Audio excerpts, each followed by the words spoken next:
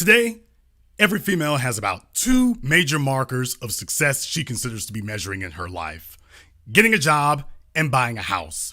It's going to make her strong and independent, and it's going to give her a pathway to wealth. If you're a female listening to me right now, and that is what you bought into, that all you need to do is just have a good job and a home, and you'll have wealth, or at least you'll be financially stable, I got bad news for you. You're dead ass wrong. The truth of the matter is that the single biggest wealth killer that you can have as a woman is the idea of trying to carry these things by yourself. And what I'm going to do is I'm going to walk you through that now. So what we're going to do here is we're going to go ahead and kill some sacred cows. So if you are easily offended, or if you've already bought into this and don't want to be depressed, you might want to go ahead and switch to another video now. Might I suggest the Care Bears or some other cartoon, because I've got some hardcore reality to lay on your ass, and it will not feel good. Now, let's go ahead and take an example here, just in case you thought you were okay. Let's go ahead and take an example of a home purchase here. And we're going to give you an example. Let's just say that you're purchasing a home for $250,000 and you wish to avoid premium mortgage insurance. So forgive the typo on here. It'll come in later. But let's just say that you want to avoid that. So you put $50,000 down. So there goes your 20%. You're going to be getting a loan of $200,000. And let's just say that you got a 3% interest rate. Not bad right there. I'm going to go ahead and say your property taxes are $1,200 a year. This number is going to vacillate depending on where you are. Could be a little higher, could be a little lower. Some places a hell of a lot higher. But I'm going to be generous and say, let's just go ahead and mark that at $1,200 a year. And let's just say you want to be in a semi-nice neighborhood. So they have a homeowners association. So you got $50 a month you're paying for that. All together here, we're going to come out with a payment of $1,076. And you're telling yourself, woohoo, I've hit the lottery here. I'm doing a whole lot better than I was in rent, because that is how the realtors and real estate agents have sold that to you is, hey, don't you want to be paying, you would be paying less than you're paying in rent. You're paying more if you were paying rent. Wouldn't you want to go ahead and get away from that? Well, that's what they tell you there, or at least that's what they say. But when you actually go into the numbers of it here, you find out something a little bit different.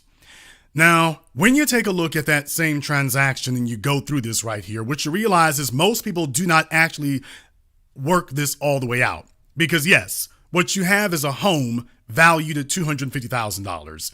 If you put $50,000 down, you have a loan for $200,000 at 3% interest. And you have a monthly payment of $1,076. Here's the problem. Much like the federal corrections system, they don't count these things in years, they count them in months. And when you multiply that by 360 months, $1,076 a month by 360 months, how many of you are aware that when you get done looking at it, this is what you actually end up with? When you are done, that $250,000 home is actually going to run you $387,554. Now, I know I walked through that really, really fast, but how many of you were aware when you were sitting in front of the realtor, when you were trying to give this great big screw you to your mom or whoever you thought buying a home was going to be doing better than? By the way, did you actually add up the 30 years of payments, the 360 months of payments? At $1,076, you actually will have paid a grand total of $387,000. Now, I have to tell you right now, there are a lot of realtors that I spoke to, females in particular, and they're very, very good for selling these mortgages to other females. They know all the right emotional buttons to push. So what they tell them is, hey, this will be cheaper than rent. They know all the right buttons to push, so they get other females to go buy in on this, playing upon their naivete or greed or avarice or selfishness or all the above.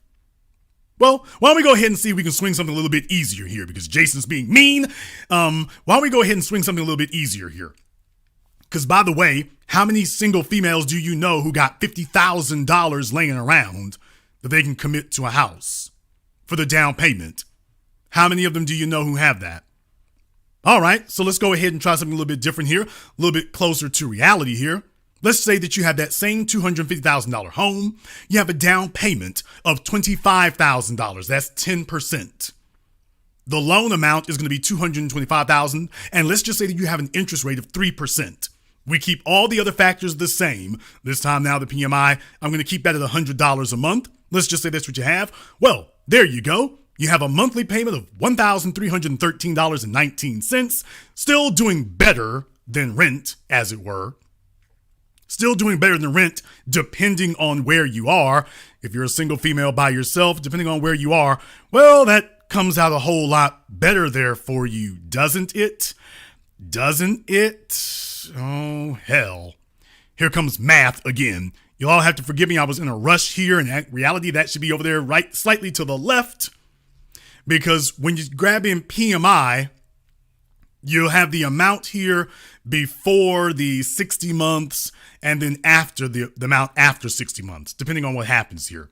But we'll be very, very generous. So you can see the amount here for the payment with the PMI. And then after 60 months, you can see what your payments would be from $1,313.19 to $1,181. But the bottom line is that, by the way, after your 360 payments, you have a grand total of $433,000. $374,000. $433,374,000. Yeah, you thought you were getting off a whole lot better before. This is what happens if you don't have the $50,000 to put down on it. Your money ain't good like that. Well, they'll let you go ahead and put down less at 3% interest, but the amount of the loan is higher. And you notice this number is leaping. It's not jumping up, it's leaping. And need I remind you, this is for the same $250,000 house. For the exact same one. Now you have a grand total. It's a whole lot bigger. Oh, I need to make you more uncomfortable here. Let's just say that you're like most females and you don't have the 10% to put down. And really, they shouldn't be giving out loans for less than that, because now you're getting squarely into subprime, and allegedly we're not supposed to be allowing subprime mortgages anymore since the 2008 financial crash. But let's just say that you're dealing with some unscrupulous type lender out there who's willing to allow that. So this same $250,000 home, you put a down payment of $7,000. And now the loan amount is $225,000 with an interest rate of 3%, property taxes and everything else. I'm keeping all those the same. Now your monthly payment is $1,399. Doesn't seem to be a hell of a whole lot more than before. When you think about it for a few moments there, it doesn't seem to be a hell of a whole lot more than before. Not bad, not bad, not bad, until not bad till you get here.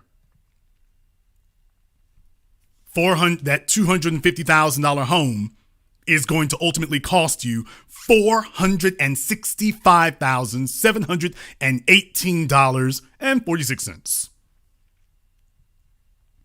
How many of you were aware of this? That when you were looking at the price of your so-called dream home, how many of you are aware that, by the way, when you get done, you will not have paid $250,000. You'll be paying somewhere in the neighborhood of almost twice that amount. How in the world could you do such a thing? Well, it's only going to require you to mortgage away a bit of your life. Just a bit of your life there. Now, I've been kind up to this point. I've been kind with the examples that I've shown you up to this point. Because you see, as you all know, the interest rates are no longer 3%. The good old days are over. We're going back to the interest rates of the 1970s and 1980s. And really, to be totally honest, back then you were dealing with the interest rates somewhere around 10 to 15%. But already, for those of you who didn't know, the interest rates are actually already at 5% now. And the Fed has signaled, to me, very clearly, they have signaled they want that rate to be somewhere around 8%. Not so up until now, you've had loans of 2% and 3%. The Fed wants to get the interest rates around 8%. So right now, we're actually in an environment where the interest rates are at 5% and rising.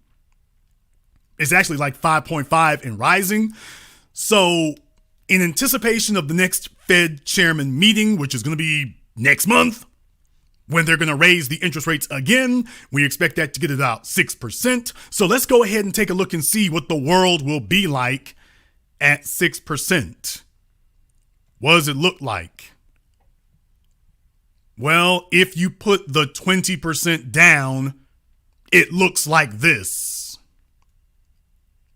Oh boy, you were doing a hell of a whole lot better a little while ago. When you were at the 20% before at 3%, yeah, you were doing a hell of a whole lot better than you're about to be.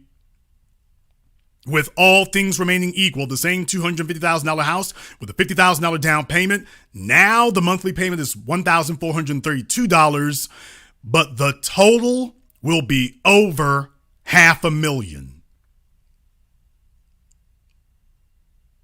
How many of you were aware of this when you took a look at that house's value, or were you just fixated on, well, the price is $250,000. The price is $250,000. I ain't got nothing to worry about. It's $250,000, $250,000. And by the way, I've been very, very nice up until this point.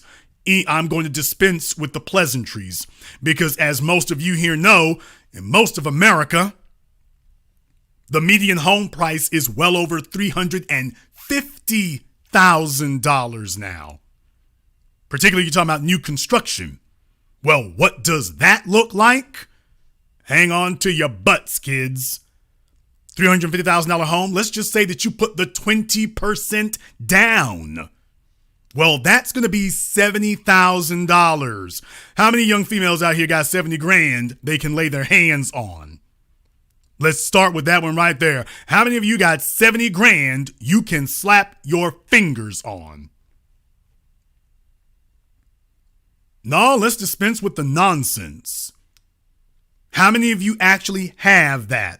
To the ladies listening, you have $70,000 that would not break you, that wouldn't be your last dime, that you can put your hands on so that you can have the 20% that you'll need to avoid premium mortgage insurance.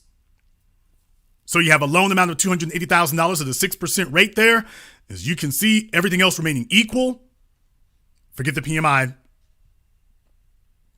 You have a monthly payment of $1,912.07.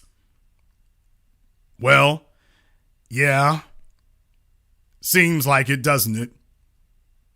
It almost would be a good idea, but it really isn't. Now, if you take a look at it further, you'll see here that if we're, depending on how we do this, trying to see if I have the right slide for it. Depending on how we do this here, we can knock this down even further. If we go ahead and stay with that rate, the 1912.07, after 30 years, boy, $500,000 was looking real good before. $500,000 was looking real good before, wasn't it?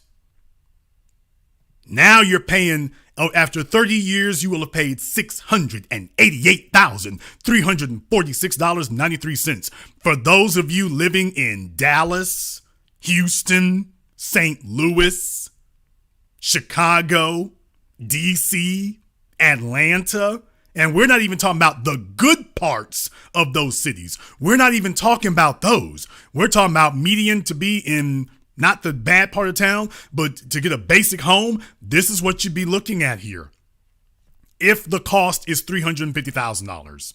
And by the way, I'm not taking into account the various taxes because it changes from one place to another. If you're in a state like Texas or Florida, where good luck finding a $350,000 house in those places to begin with. But if you do, by the way, the tax rate is going to be markedly different from what I put here. So I'm actually being very kind. I'm actually being very kind now. If you're in places that are blowing up currently, like Charlotte, places that are blowing up like Nashville, then you understand that, yeah, this is very easy to hit these numbers. Very easy to hit these numbers. This is at 6% interest. if you put 20% down. If you can't put the 20% down, oh hell. Here's when if you can only put down 10%. You're going to start off with a monthly payment of $2,300, $2,305.67. After 30 years, even after the amount goes down, after 88 months, even after your monthly payment goes down for the PMI, after 30 years, you will have paid a grand total of $780,000. Once again, how many of the young ladies out here who are listening to various people, some of your girlfriends or realtors, you walked in there and they had you fixated like a dog looking at the monthly payment, and telling you, what are you paying in rent? The monthly payment, just focus on the monthly payment.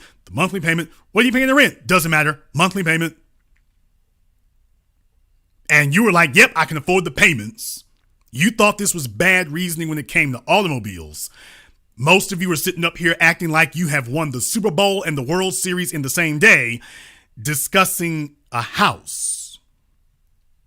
And you're telling everybody that you bought a $200,000 house, a $250,000 house, a $300,000 house, a $350,000 house, and you haven't actually walked out the math. Because my final slide that I'm going to show you here in a few minutes is going to show you why this is a problem. Now, at 6% interest, this is what you would be paying there. And it's going to look real good soon, because in other situations here, it could be different. Let's say you have a $400,000 house. Let's just say that you're one of the people here, you want to get a nice house in a nice neighborhood. You're slightly above median in most places, and you're going to pay $400,000. Grand total after 30 years, you will have paid $879,497. I don't care how old you are. I don't care how skilled you think you are. If you're a young woman or a middle-aged woman or any woman out here, did you know that this was what you were agreeing to? Did you actually realize that this was what you were agreeing to? That even under the best of circumstances, this is what you're agreeing to. Now, by the way, believe it or not, it can get worse. It can get worse. And I want to keep this in perspective. Now, let's just say for the $350,000 house, let's just say you're one of the chicks who only put down $8,000. You can only afford around 4 or 5% to put down. You put down $8,000 on a $350,000 house. I got first-time home buyers. First-time home buyers. Okay, first-time home buyers will help you get in, and from there, you're on your own. $2,483 a month.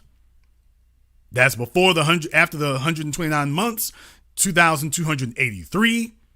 And after 30 years, you will have paid for that $350,000 house. If you put $8,000 down and 6% interest, after 30 years, this young woman, after 30 years, she has paid $847,902. $847,902 for a $350,000 home.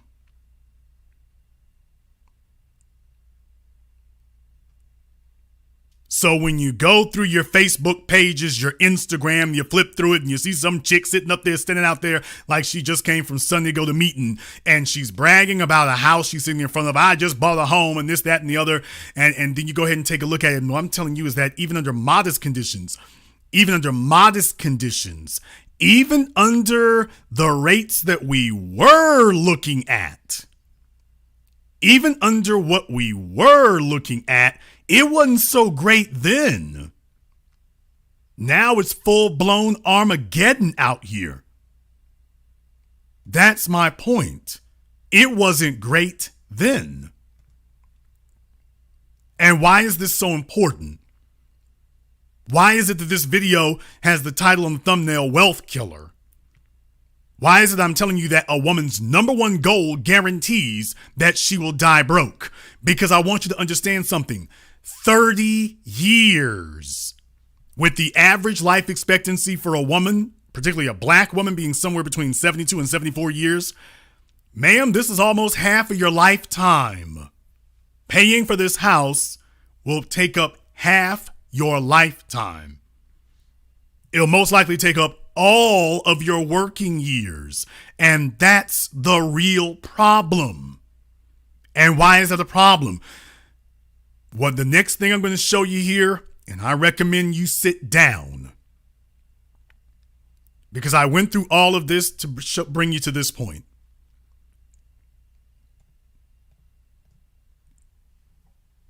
Let's just say, on average, through your working life, and this is for the black women, this is for the women here who are able to avoid median income, because usually you're only making half this amount and it doesn't change. But I'm going to be very generous, and I'm going to say that, you know what, let's just say that over your working life, because you're not going to be 21 years old making $70,000. You won't be 25 years old making $70,000. I will be very generous and say that over your working life, your income has averaged out to $70,000 a year. That means in total income, you will have made about $2.1 million at the end of 30 years of labor. That doesn't deduct for taxes, that doesn't deduct for any other expenses, that doesn't deduct for medical care, that doesn't deduct for automobile, that doesn't deduct for your school loans, that doesn't deduct for anything else. This is the gross amount that you have made. Gross.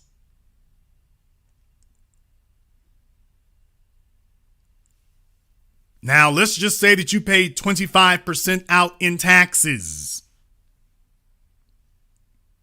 That's going to be over $420,000.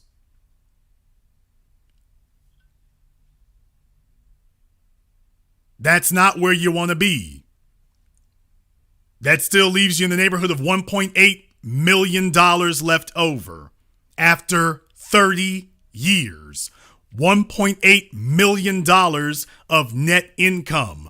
$1.8 million of net income. $1.8 million of net income against this, if you're lucky. If you're lucky. Against this, if you are not. Of the 1.8 million of your income that will be left over going forward, that $800,000 will be spoken for most of you. That's if you can get a company that will write such a loan. For most of you, that's what you'll be left with. And that's for the ones who can get scrounged together the 8,000. Okay, to get it down to 700,000, you got to get 35,000 together. How many of you have actually got the financial and emotional discipline that even allows you to save up $35,000, $70,000? How many of you have the financial discipline to even be able to do that? So of the money that is left over, while you were looking at the home's appraised value, you didn't take into account how much the loan is adding to it. The loans are doubling the cost of buying that $350,000 home. Now, isn't that the crazy thing? Because for a lot of people, if they bought a $250,000 house, and if the value of the home went to $350,000, They will sit up here and tell you that they made $100,000. They didn't even add up how much they've actually paid based on how long they've had it. That's why I'm walking you through these numbers now, because this is very deceptive. And most females today are chasing it. Most of them are chasing nothing but back-to-back debt, back-to-back consumer debt. They are dug in so deep that there's simply no extricating themselves. And they are smiling to the world and pretending everything is okay. And in reality, they are dying inside. Hell, many of them are dying outside. There's a reason that the obesity epidemic and the stress and all these other factors are weighing so heavily. Yes, this is a hell of a bind to get yourself into. So for your lifetime earnings, what I'm telling you is that after taxes and after buying that home, even at a $70,000 a year income on average over the course of 30 years, half of that is going to be gone from taxes and if you buy a house. If you buy a house and a car, if you purchase a house and a car, Katie, bar the damn door. There won't be nothing you can say after that. Listen to me, people. I'm trying to tell you something. This is not your grandma's generation. This is not your parents' generation. The homes back then were something resembling reasonably priced. They no longer are. And oh yeah, by the way, those women were married at a rate of 50% or more. They not only were the homes a fraction of the cost they are today, those women all had a man, or half of them at least, had a man to help. What I am telling you is that attempting to pull these numbers by yourself, this is financial suicide. If you attempt to pull these types of numbers on your own, this is a financial death sentence. This is a wealth killer. And the real estate agents treat you all like the car salesman. They know your emotional vulnerabilities. They play upon your vanity and your arrogance. And they know all you want to know is, can you afford the monthly payment? What you're really saying is, I will induct myself into indentured servitude to keep paying this thing off. And you are not leveraging money is what I'm telling you. You're leveraging your life. You're leveraging your time. 3 decades of it at least. That's for the ones of you who will not go into foreclosure. You're not paying the mortgage with money. You're paying the mortgage with time. Attempting to carry this burden by yourself, you're carrying it with time. And by the way, notice I've been nice. I didn't even sit up here and say, you know what? Let's throw a couple of kids on top of the fire. Let's throw a couple of logs called children on top of the fire. Yeah, let's go ahead and give you the house and the student loans and the car payment and a couple of kids. Let's throw all of that on there. This is suicide. And the majority of you, that is where you are at. For the majority of you as women, this is where you are.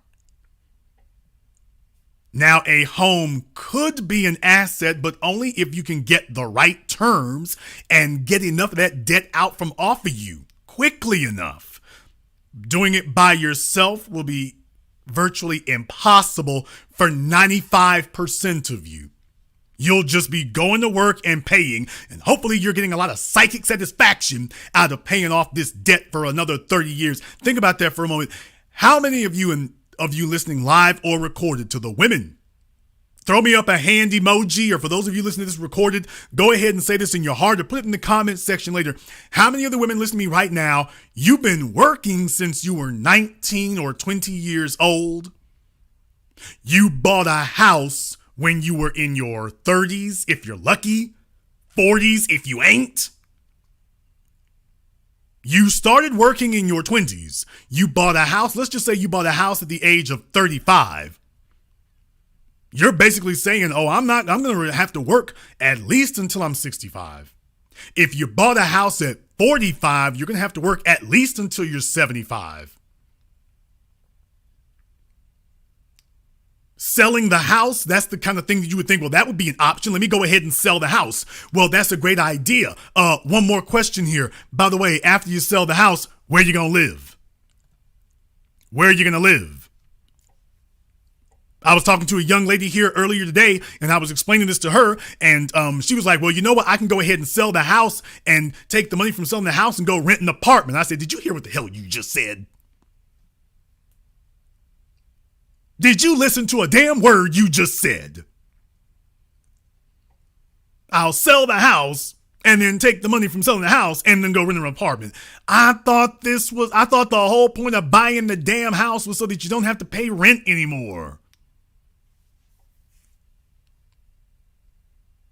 You have another couple of geniuses who are like, well, I'll take out equity in the home. Great. All you've done now is start the loan clock, and you've reset the loan clock. You've paid off most of the $300,000. Now you're going to go take out a loan and start the loan clock running all over again. This is a hamster wheel.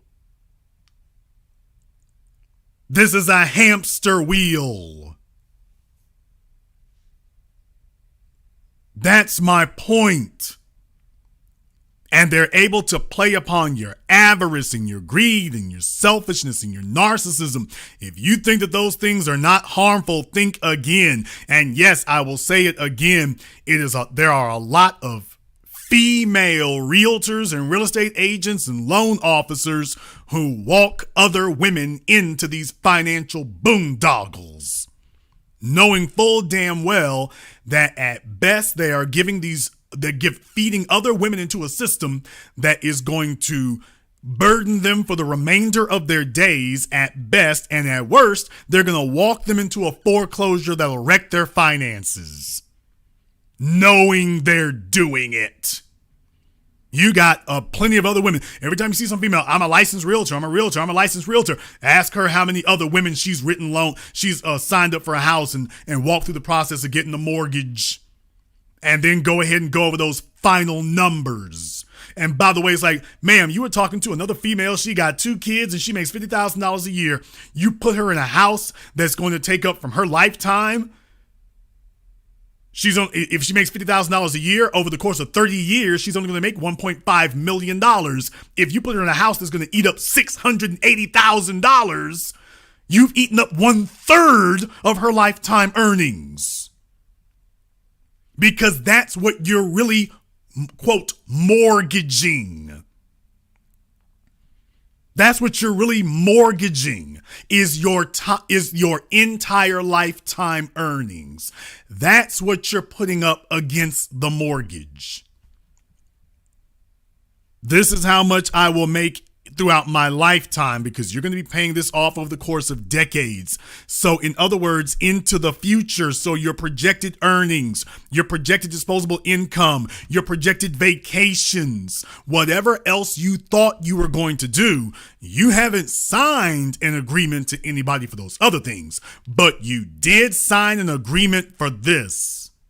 And this comes first. This will get super priority. You won't have a say in it once you get started there. Sitting up here and smarting off to your mom, your dad, anybody else strong and independent. No, you're just a bunch of chicks with a bunch of debt. That's going to sound very indelicate, but it's the truth. The reality is we're dealing with just a bunch of chicks and a bunch of debt. And they will spend their lifetimes posting booty pictures on Instagram, posing in their cars. And by the way, I haven't even gotten to the worst of this yet.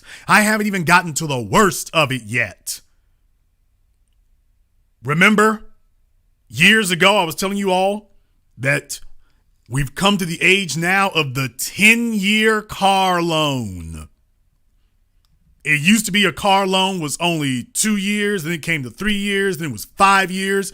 Now we got 7-year car loans. Now plenty of you have heard about 10-year car loans. If you are aware of that, let me know. Well, you heard about that. But how many of you were aware of the 40-year mortgage? Oh, I just dropped a brand new term on a bunch of you. But by the way, how many of you were aware that we are now witnessing the rise of the 40-year mortgage?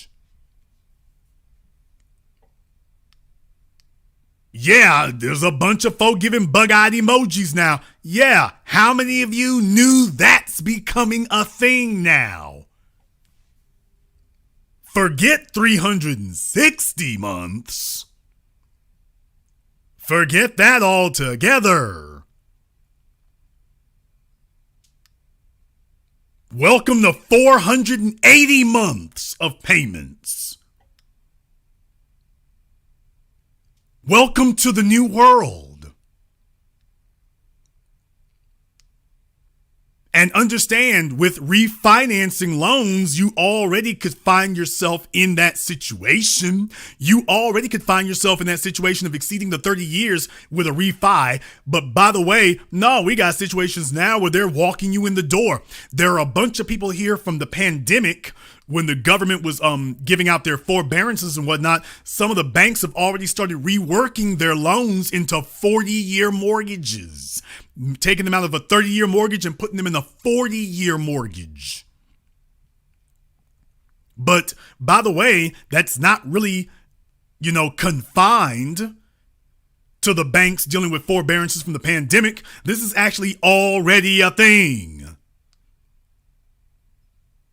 At this time right now, it is a minority. At this time right now, it's a minority. It's a fraction of them. For now.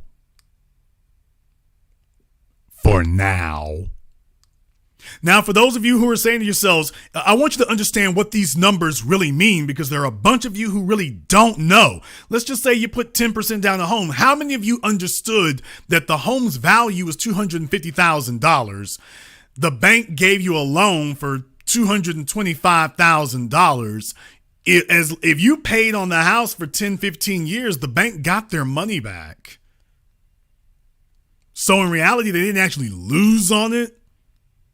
And if they go back to the market and sell it again, that's the reason why selling these homes. Don't let anybody sit here and tell you that the banks don't like to foreclose homes. Banks love to foreclose homes. They can get paid 2 or 3 times for the same damn house and didn't do anything.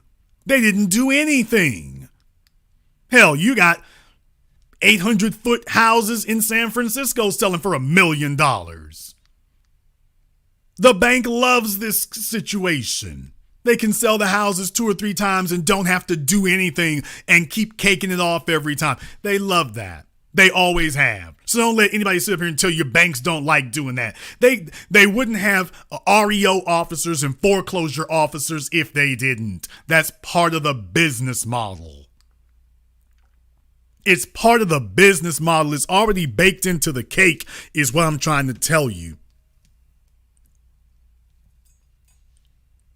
If you think that avarice, conceit, if you think that selfishness, bullheadedness, and stubbornness are victimless crimes, if you think that you're going to sit up here and floss for anybody else, I'm just yanking the cover off of it.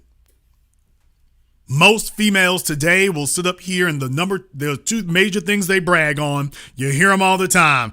I'm educated and I bought my own house. What they're not doing is telling you the whole damn story.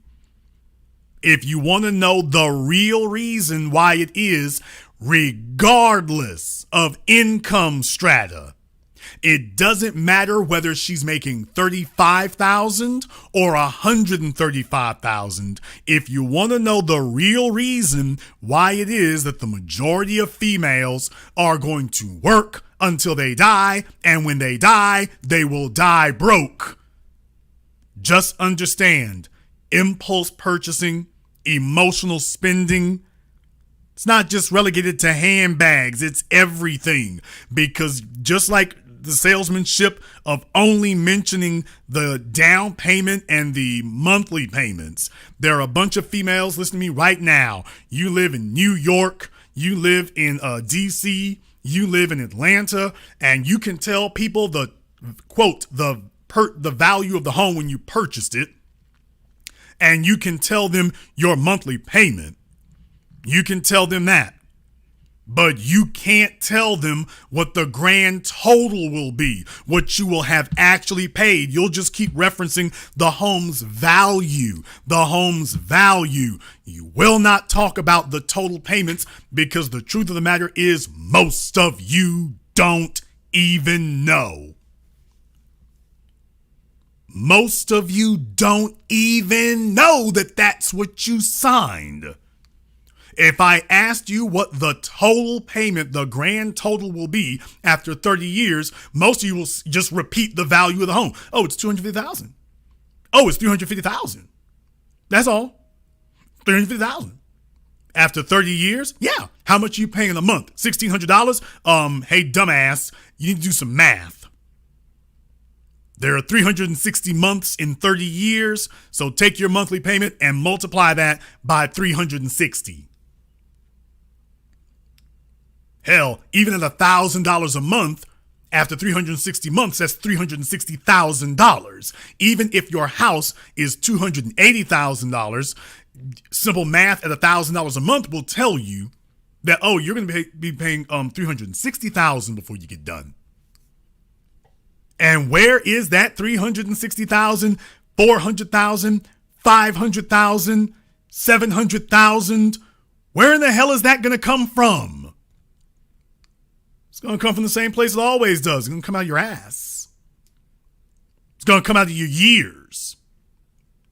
It's going to come out of your youth and vitality. It's going to come out of your prime years. It's going to grind you into the damn pavement.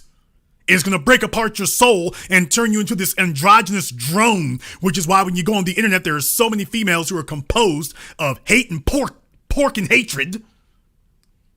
They are very, very good for trolling and very, very good for being loud and belligerent, not very good for running anything even slightly resembling an organized life. Yes, they become very, very bitter and very, very angry because right beneath the surface, beneath that facade, right beneath the surface is all the hate and pain and anger and animosity and hatred right beneath the surface because they realize they got themselves into a jam and getting up every day is a soul crusher. Let me put this in more stark terms for you. How many of the women listening to me right now, how many of you, if you had the opportunity today, how many of you would buy a Ferrari? If you had the opportunity to buy one right now, if they were willing to make you a loan for it at what you make, and let's just say you make $50,000 or $70,000 a year, and to get one from the dealership, you gotta make a lot more than that. But let's just say they're willing to write you a note. You make $50,000 to $70,000 a year, and they're willing to write you a note. How many of the women listening to me right now, if you could buy a Ferrari, you would go ahead and do that? Well, no, most of you are going to say, oh, hell no, I wouldn't do that at all. No, absolutely not. I wouldn't do that. That would be a financial wreck on me. There's no way in the world I would do that. I wouldn't do that at all. Yeah, that's what you say because that would be smart to say that. Don't look now. There's your Ferrari. Don't look now. There's your Ferrari. You can't afford it. You can't pull it, but don't look now. There goes your Ferrari. There goes your Ferrari.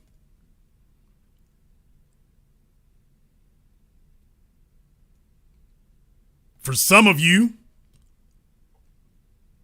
there goes your Bentley or your Maybach. There goes your Bentley or your Maybach. And for a few of you out there, there goes your Rolls Royce.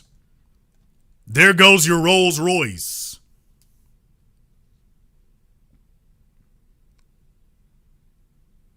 Yeah, you might not be into cars, but if you bought a house, you probably paid for a Rolls Royce by now. Only you didn't think of it in those terms. You didn't think of it in those terms. In the chat room there, Rashad, those are stupid questions.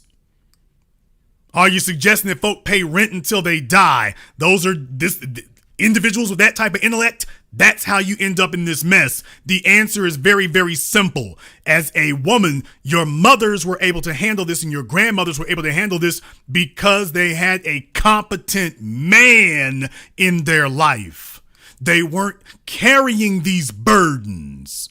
They were smarter. They were easier to deal with, and they understood if I'm going to make it, I need to partner up. The individuals who turn themselves into wage slaves for life are the ones trying to carry this weight and pull the wagon by themselves. This should really be pig stupid simple to figure out. The point I made is that a woman's number one goal is to do this stuff by themselves because they understand they're too difficult to deal with and they do not wish to change. Well, understand something. There is a cost that comes along with being unwilling to change. And the cost that comes along with that is lifetime servitude. That's the cost of being a difficult, hard to deal with, hard-headed female now. You will spend the rest of your days working. I did my program, Work Until You Die, because I'm trying to tell you that, by the way, has anybody checked the damn math on this? Because I did. The majority of females listening to me right now, you will never be able to retire. I want to go ahead and give you all a brief reminder here. I want to update your lexicons. For years, you heard me talk about PBS Frontline. I'm telling you all right now, updating the lexicon, the documentary from PBS Frontline that you must see, must see, must see. You must watch this. As soon as this program is off tonight, you want to go to PBS Frontline and look up, can you afford to retire? That documentary was done back in 2006, and pretty much all the metrics that they did in 2006 are completely valid today. People's income hasn't actually moved very much from where it was, but the cost of everything else has. And you don't have the means to be able to put enough into it to make a difference. What I'm saying is that if you don't have a partner, you're a sitting damn duck. That's what I'm telling you. If you don't have a partner, then you're just a chick with a bunch of debt. If you don't have a man, and it will be a man, a bunch of women are not going to work together like that. Females don't look out for each other. Let's be very, very clear. Females don't look out for each other. When females get down, they are all thinking the same damn thing. Let me see if I can find a man to come pull this weight for me. Why the hell do I have to do this? Let me go find a man who can pull this weight for me. I ain't gonna do this. I'm not gonna do this. So when you have a group of females who get together, the problem is they all start looking for ways to vote each other off the island. They're only gonna fool with another chick, romantic or otherwise, unless or until a man comes along. But usually what they do is they wait until they're so old that they're no longer qualifying. The smart money leaves the casino early. The smart money left a long damn time ago. Smart money don't stick around. Smart money takes their winnings, grabs their chips, and leaves the damn casino. First of all, smart money understands that it's in a casino. Second of all, smart money leaves the damn thing. But we don't have a lot of smart chicks out here anymore. We don't have that. They're strong, they're independent, and they are completely oblivious and willing to put themselves in slavery. And as soon as it goes bad, then they turn into social media psychos who spend all damn day venting, complaining, sitting at their jobs, being completely intolerable to everybody else, walking around either with some constant scowl on their face or some painted on smile that everyone knows is phony. The workplaces are flooded with females with completely phony countenances. This is the cost of nobody being able to work with you. This is the cost of it. You will work until you die. You will buy a house. You'll get a car. And you will spend the remainder, you already squandered your prime years. Now you will spend the remainder of your years paying off everything else. Was that what you thought life would be when you walked out here? Was that what you thought it would be? Was this your plan? Was your plan to work until you die? Was your plan that you were going to cruise, slam straight through your 40s and 50s and be working harder than you ever have to pay for bigger things, to pay for stuff that you bought a decade or two ago? You're working harder than you ever have to pay off stuff you started purchasing a decade ago. Was that your plan? Was that the master stroke? Was that the stroke of genius? No, let's stop lying. That wasn't what you intended. What you intended was to be taking it easy by the time you get to your 40s, much less to your 50s. You're expected to be going on regular vacations twice a year. You're expected to be shopping in all the places that you want to be at there. You expect for life to start slowing down and to be easier than it's ever been. Your goal wasn't for it to be harder than it's ever been. Many of you are in your late 30s or 40s or older, talking about starting a new job and a new gig, simply to pay for stuff you already got. But that because of your short-sighted decisions, now it's just you and a house and a bunch of funky-ass pets, and maybe a couple of bastard kids if you were really stupid. And it's just you and the mortgage company from here on in. You know something though? The mortgage company, his wife got a man. His wife got a husband. She ain't gonna be working till she's 60 or 70 or dead. And this has been the numbers. However, enough from me. The telephone lines are now open. The number is 646-787-1933. That's 646-787-1933. Your personal access code to the program that laid the foundation upon which all the copycats in this sphere will be updating their lexicon soon. We do the research and analysis that no one else does to tell you exactly what is going to happen. We do the research and analysis that tells you exactly what's going to happen. So be aware of what you're looking at and why I've said the things that I have. I didn't say them because they sounded cute.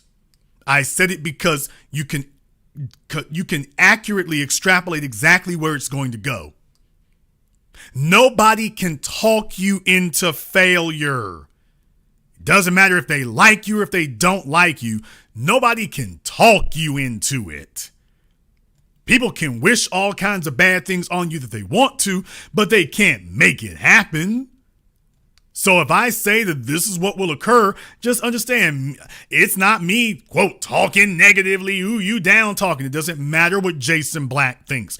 It doesn't matter what he says. The only thing that matters is if it's accurate. Now, if it's accurate, that's a different matter.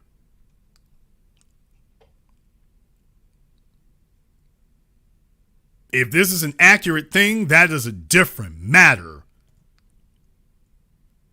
And you'll have a long damn way to go if it does. That's the part that nobody's telling you. You'll have a long damn way to go if it is. I'm also going to go ahead and open up the Zoom for you all here, so we will give that as a possibility for you. I'll go ahead and post the link in the chat room. In the meantime, I'm going to go ahead and open up the phone lines here. I suggest you call early. Phone lines are filling up quickly. Let me get caller from area code 419. You're on live with The Business. What's your name? Where you calling from? Hey, what's up, Jason? This is Joe calling out of Toledo. Joe out of Toledo, what's on your mind? I always say, Jason, you keep it 100. I'm going to keep it short. Unfortunately, today's society really has taken away the possibility of a woman needing a man because of the ABCDEFG mafia and women's lib. And I like the way you broke it down on the economic and financial level of this dream that our sisters have today because of the emptiness of the man. And I'd like to thank you very much for keep pushing that message. Thank you very much for giving us a call here tonight. Let me get caller from area code 516. You're on live with The Business. What's your name? Where you calling from? This is John calling from Charlotte, North Carolina. John from Charlotte, what's on your mind? Just real quick, man. You can't argue with Matt, man. I appreciate you because a lot of people, when I was just getting out of college, a couple years after that, a lot of, chicks were, that I went to school with, getting houses, single, just getting new jobs and things like that, corporate jobs or whatever, doing different things. But they was buying houses, man. And I was like, how are y'all buying houses? I mean, I'm 23, 24. Like you said, just get my life together. I know I ain't got it like this. So how are you coming out of college just running up around and just buying a house?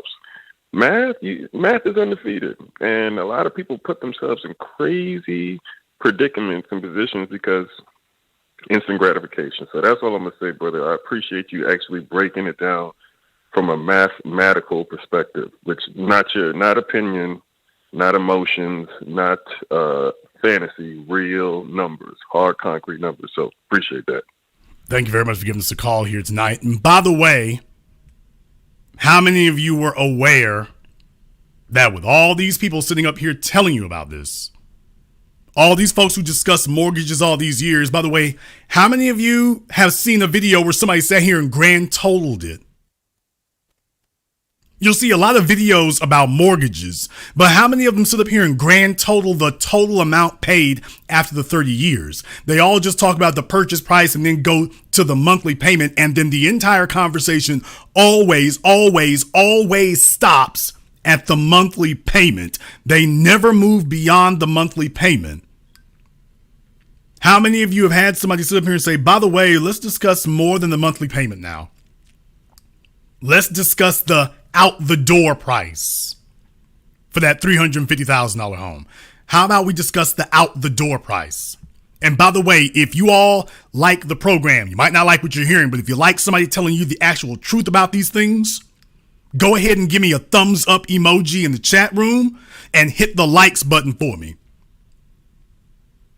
I know it's a brutal taste of reality here, but if you all are ready for it, if you are ready and you're here for somebody to tell the brutal truth now, give me the thumbs up emoji and hit the likes button for me. And let folks know that we are ready to hear the truth about it. Caller from area code 631, you're on live with The Business. What's your name? Where you calling from? How you doing, Jason? This is Richard from Massapequa, New York. All right, Richard from Massapequa, what's on your mind? The math is undefeated. My dad told me when I did buy a house with my wife that if the two salaries combined could not put extra toward that mortgage to pay it down and accelerate the payment, do not buy a home. That was the first thing. Secondly, nowadays, these young women are going out buying houses by themselves. And I have a 30-year-old son. The thing I advised him to was that if a woman has a house, do not move into it. A woman who makes a nest can never accept a man. You'll be under her roof, under her rules, and she just wants you to help finance her life. One thing also, I'm going to try to email you. There are a bunch of statistics. My mom died of a stroke. My dad died in 99. My mom died of a stroke. When she died, they took every dime from her. Her pension, her 401k, the home, everything went. Another thing people don't consider is what happens when you get older, when you're by yourself. They made the law. When my mom died, it was a 3-year look back when you transfer money. Now the law is a 5-year look back. In 2018, they changed the laws that they can put a lien on your house if you strike those services with a major illness. If you're 55 years old and get a major illness and it strikes a Medicare benefit, they can put a lien on your home. So they changed the laws. They can take your house now if you get sick living by yourself. And the requirements are 55 with no dependent children in the house, no siblings who lived in the house for more than a year. They had to be in the house more than a year prior to the look back period. So if you're by yourself in that house with no dependent children, they're going to take it if you get sick. We have to think this through. You can't pay double for a house. Get married, put that money to the house as quick as you can, get on with life, raise those children, have a good life. Marriage makes 4 times the wealth of the individual. We have to face it. Well, I mean, now it's no longer That's optional. all I want to say. The real issue is with the rate of inflation, even before the pandemic. It's no longer optional. It's a necessity. Hell, it was a necessity before. We tried the grand experiment of pulling it by yourself. It doesn't work. Thank you very much for giving us a call tonight. Let me get called from area code 843. You're on live with The Business. What's your name? Where you calling from? Hey, TBA, that's Tobias out of Phoenix. Tobias out of Phoenix. What's on your mind? Man, you hit some stuff like right on the head here. And you're right about the emotional aspect of it. And I remember reading this story one time about why black women own more homes than black men. I'm like, most men, they'll buy a home, they have a family. That's what a home is supposed to be for, is for your family. And you hear these people saying, oh, man, you can flip it, you can do this, this, and this. And I'm like, yeah, when you bought a house in 2008 or 1999. If a home is $350,000 to $400,000, how much more is it going to make? And one thing about these women, I know plenty of women who make decent money, but they have children. They got a home by themselves. They also got to pay these repair costs, maintenance costs, taxes, all this stuff like this by themselves, and all that stuff's going up right along with food. So you're right. They do appeal to the emotions of these people. And it make it like if you buy yourself, renting is the worst thing in the world. But here's my thing. You don't own a house if you're still paying on it. Because you miss a couple of payments, the bank's going to take it. So you technically don't own it. You own a rent-to-own program. So I just think that sometimes ladies got to do what's best for them, TBA. Take away those emotions. Because once you start, like you broke down those numbers, that's a lot of numbers, and salaries are going up. And what if you lose your job? What if you get sick? And my last thing is, you meet a man who's worth the flip. He ain't, like the last brother said, he ain't moving in. You're going to have to come about that house, because no man is going to be the head of a household he ain't paid for. That's worth the flip. These are lessons that folk are going to learn the hard way now. They're going to learn the hard way. The bill comes due. Eventually, the bill comes due. That's where we're at right now. What I'm saying is the ride. First of all, the ride has been over. Second of all, it wasn't a good ride to begin with. And third of all, when you play, you pay. This is where we're at now. All the credit card debt, you and I are old enough to remember, they were circulating that for the females back in high school, back in college. Discover Card was at the forefront of that. Discover Card was at the forefront of grabbing females and telling them, oh, why don't you go ahead and run up this debt here? And it's been running ever since. Buying a home is a fantastic source of wealth for a couple. It is not a source of wealth for an individual, unless that individual is already a high net worth earner. And that's the problem with it. They've confused high net worth households with high net worth earner. And it doesn't work. It just simply will not work for the individual. It just won't. I'll let you have the last word. Yeah, I'll say thanks for taking my call. And the thing that society has done a number of our women where they make it like they're an individual, while these other groups are doing things together. The one beautiful thing of living in Phoenix is that, you got more black people moving here, but it's like a lot of these black women, this area, they buying houses in Maricopa, but it takes you like over an hour to get to downtown Phoenix and about the same time get to Scottsdale to do anything. So what are you really saving? And that's one thing you cover. It's like, where are you buying these homes? These couples are buying these homes that's in Scottsdale, Chandler, Phoenix, with stuff to do. Maricopa, Queen Creek, all these areas that's way out the way, and you're doing this by yourself. I just think that our women have to think as nobody's holding you down. No one's saying you can't partake in American dream because the American dream went away when Dusty Rhodes passed away. And I just think that they have to use their heads because you don't want to be stuck paying for something by yourself. You also got kids to feed, car maintenance, and maintenance on these homes. Don't look at the rent, the mortgage payment. Look at everything that comes with it. Hey, and that's all I have, man. Black first. Y'all have a good one, everybody. Thank you very much for giving us a call tonight. Let me get caller from area code 202. You're on live with The Business. What's your name? Where you calling from? Hi, Jason. This is Paula calling from Hyattsville, Maryland. Okay. Whoever you are, it sounds like you are washing dishes in a weak Greek restaurant. I'm going to give you a minute to get to a quieter place here. Folks, let's not be disrespectful here. If you're at work or whatever here, you need to get to a place that's quieter here. We'll check back on you in a minute. Caller from area code 305. You're on live with The Business. What's your name? Where you calling from? Hey, Jason. My name's Kathleen. I'm from Miami.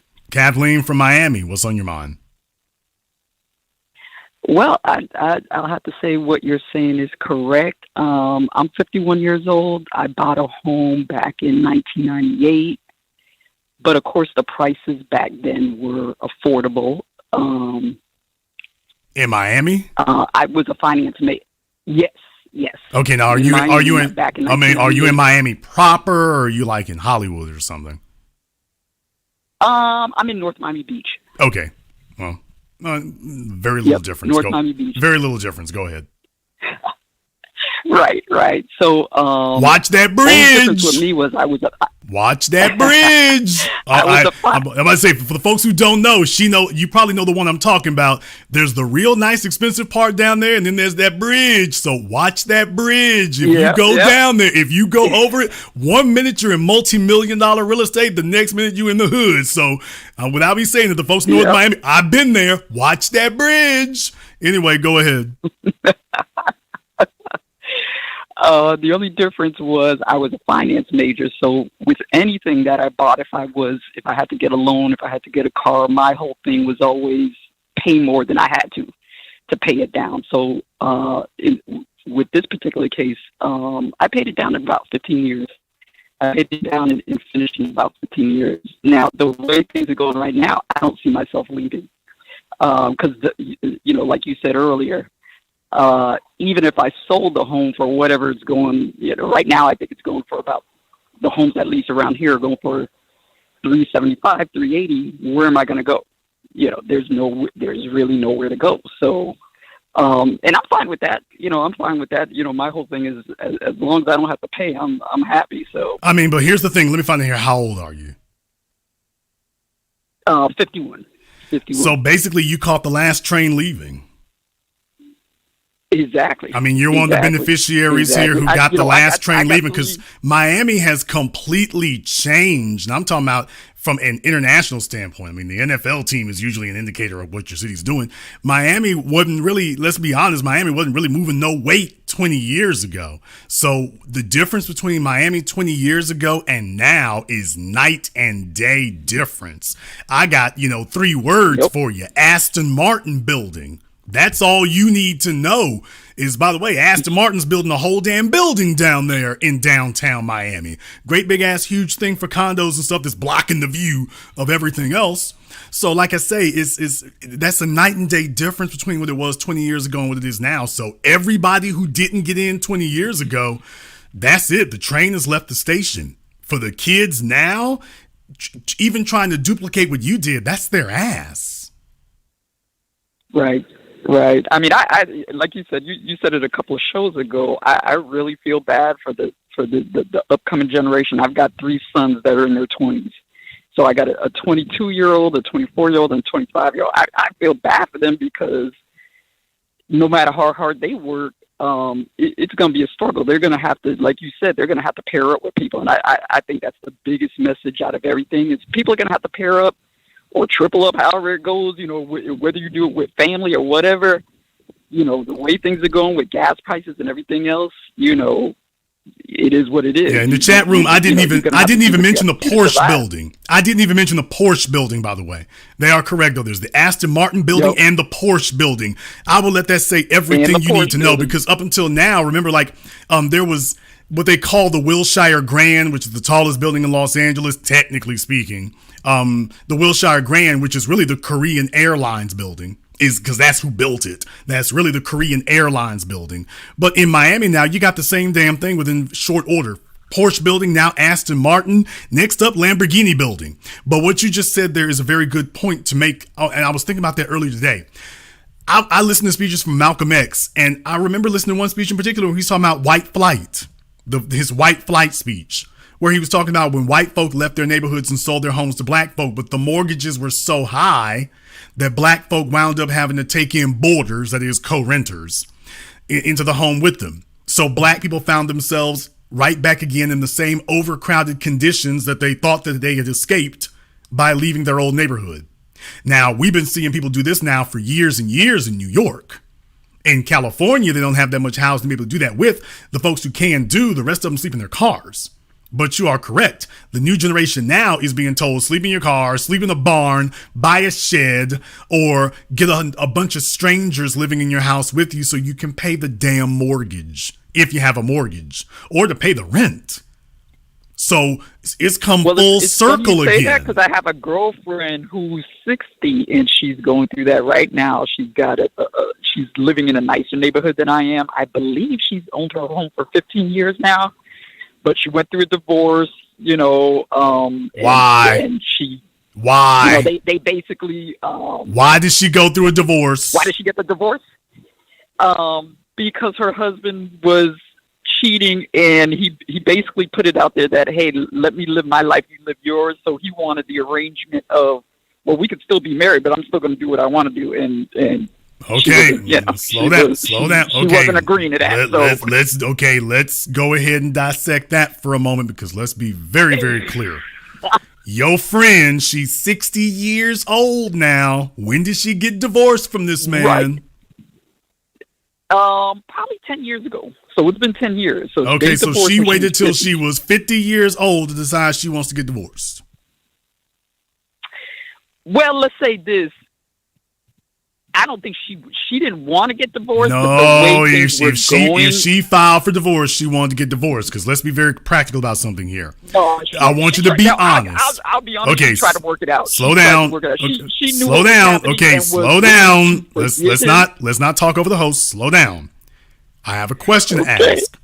On a scale of 1 to 10, even numbers only, in Southern Florida, where did your friend rank in the eyes of men? Not in your girlfriend's eyes, but the men of Southern Florida would rate your friend 10 years ago at what number? She probably was like a 6. Okay, if she's 50 years old, she's an automatic foe. Okay. Let me be very, very clear. There's no such. She's not hard on the eyes. Okay, if you are you're a woman saying that. If she's over the age of 40, she cannot be a 10. And if she's over the age of 50, no, I know that. If she's over the age of 50, she can't be an 8 or a 6. If she's 50 plus, she's an automatic foe. And what I'm saying is, how long was she married to the man? Because that's the only number that really counts. Oh, they were married a long time. I believe over 20 years. Right. And here's the thing. He was paying for her life and everything else. Things done changed. For those of us who are not married to this woman, we also can't name any of the other things that maybe she used to be doing that over time was not doing anymore, because you know how it is. Women start feeling entitled, and it's like, hey, why I got to do this? Why I got to do anything? So that's the Florida way. That's Southern Florida way down there. Well, why do I got to do anything? Everybody wants to become the Golden Girls. And it's like, okay, but there's a cost to that. So old dude was like, look, I'm not going to divorce you, but if you can't, there's another bro who will. So I need to go ahead and do that. So I'm not going to divorce you, instead of her doing that, which would have been, if she was going to decide to start being negligent, you need to start making accommodations. Instead, she decided to push the nuclear button. And the problem is the number one cause of poverty among women. Update your lexicons, people. The number one cause of poverty among women is not divorce. It is not divorce. The number one cause of poverty among women is the lack of a competent male partner. I don't care whether you're married to the man or not. If he is a competent man and he contributes to your life, you're going to be better than you were. If I rob you of just that one factor alone, you immediately go into poverty. Immediately. You immediately start struggling. I agree with that 100%. Here's the thing. How's her life? Would you say that her life is better than it was, the same as it was, or worse than it was? No, it's worse because she's got stress now. She's got stress. She's got to find people to rent in her home to just make ends meet. So it's worse. Believe me, it's worse. I mean, when you look back, it might have been better for her to just take that deal and let him do what he does. Well, slow down. Okay. Let's be fair.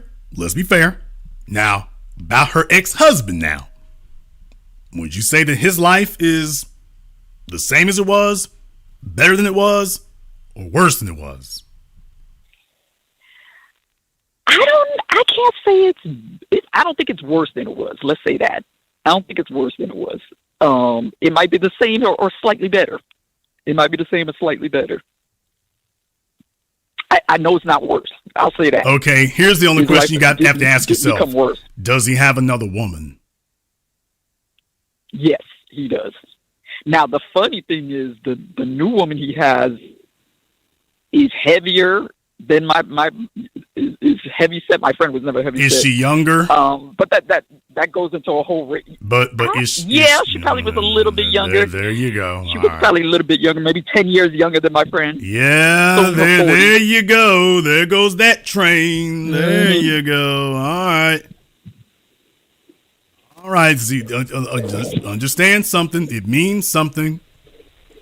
Because his age, right? I think there was some racial aspects. There were some racial aspects to their whole thing too, because she was FBA, and he was Cuban, and so I think there was always this juxtaposition of him being married to an FBA, and she never, because she didn't feel like it, and she didn't feel it necessary to learn the language. Well, she felt she had a zaddy. She thought she had a Cuban zaddy, and she figured, because she held him in such privilege, that the feeling was mutual, and she found the hard way, no, it's not. The bottom line is, for a female here, ladies have to understand that the marriage is an investment. You better fight like hell to keep it, because that is your investment. Right. You can't invest in a job. And the reason you can't invest in a job is because a job doesn't invest in you. It doesn't. It never has, and it never will. This is a mass psychosis to see so many females acting as if their job is as invested in them as they are in it. No. And you can't keep giving the same, you can keep providing the same value to your husband after 40 years. You cannot provide the same value to your employer after 40 years. If you're going to fight for one of these, fight for the one that you can actually maintain your intrinsic value in. You don't have intrinsic value as an employee. If you do right by a man, you can gain intrinsic value to him. And take a look at what happened even in her case. He was literally like, look, you messing up, but I will still keep you and pay your way, but you know what you ain't doing.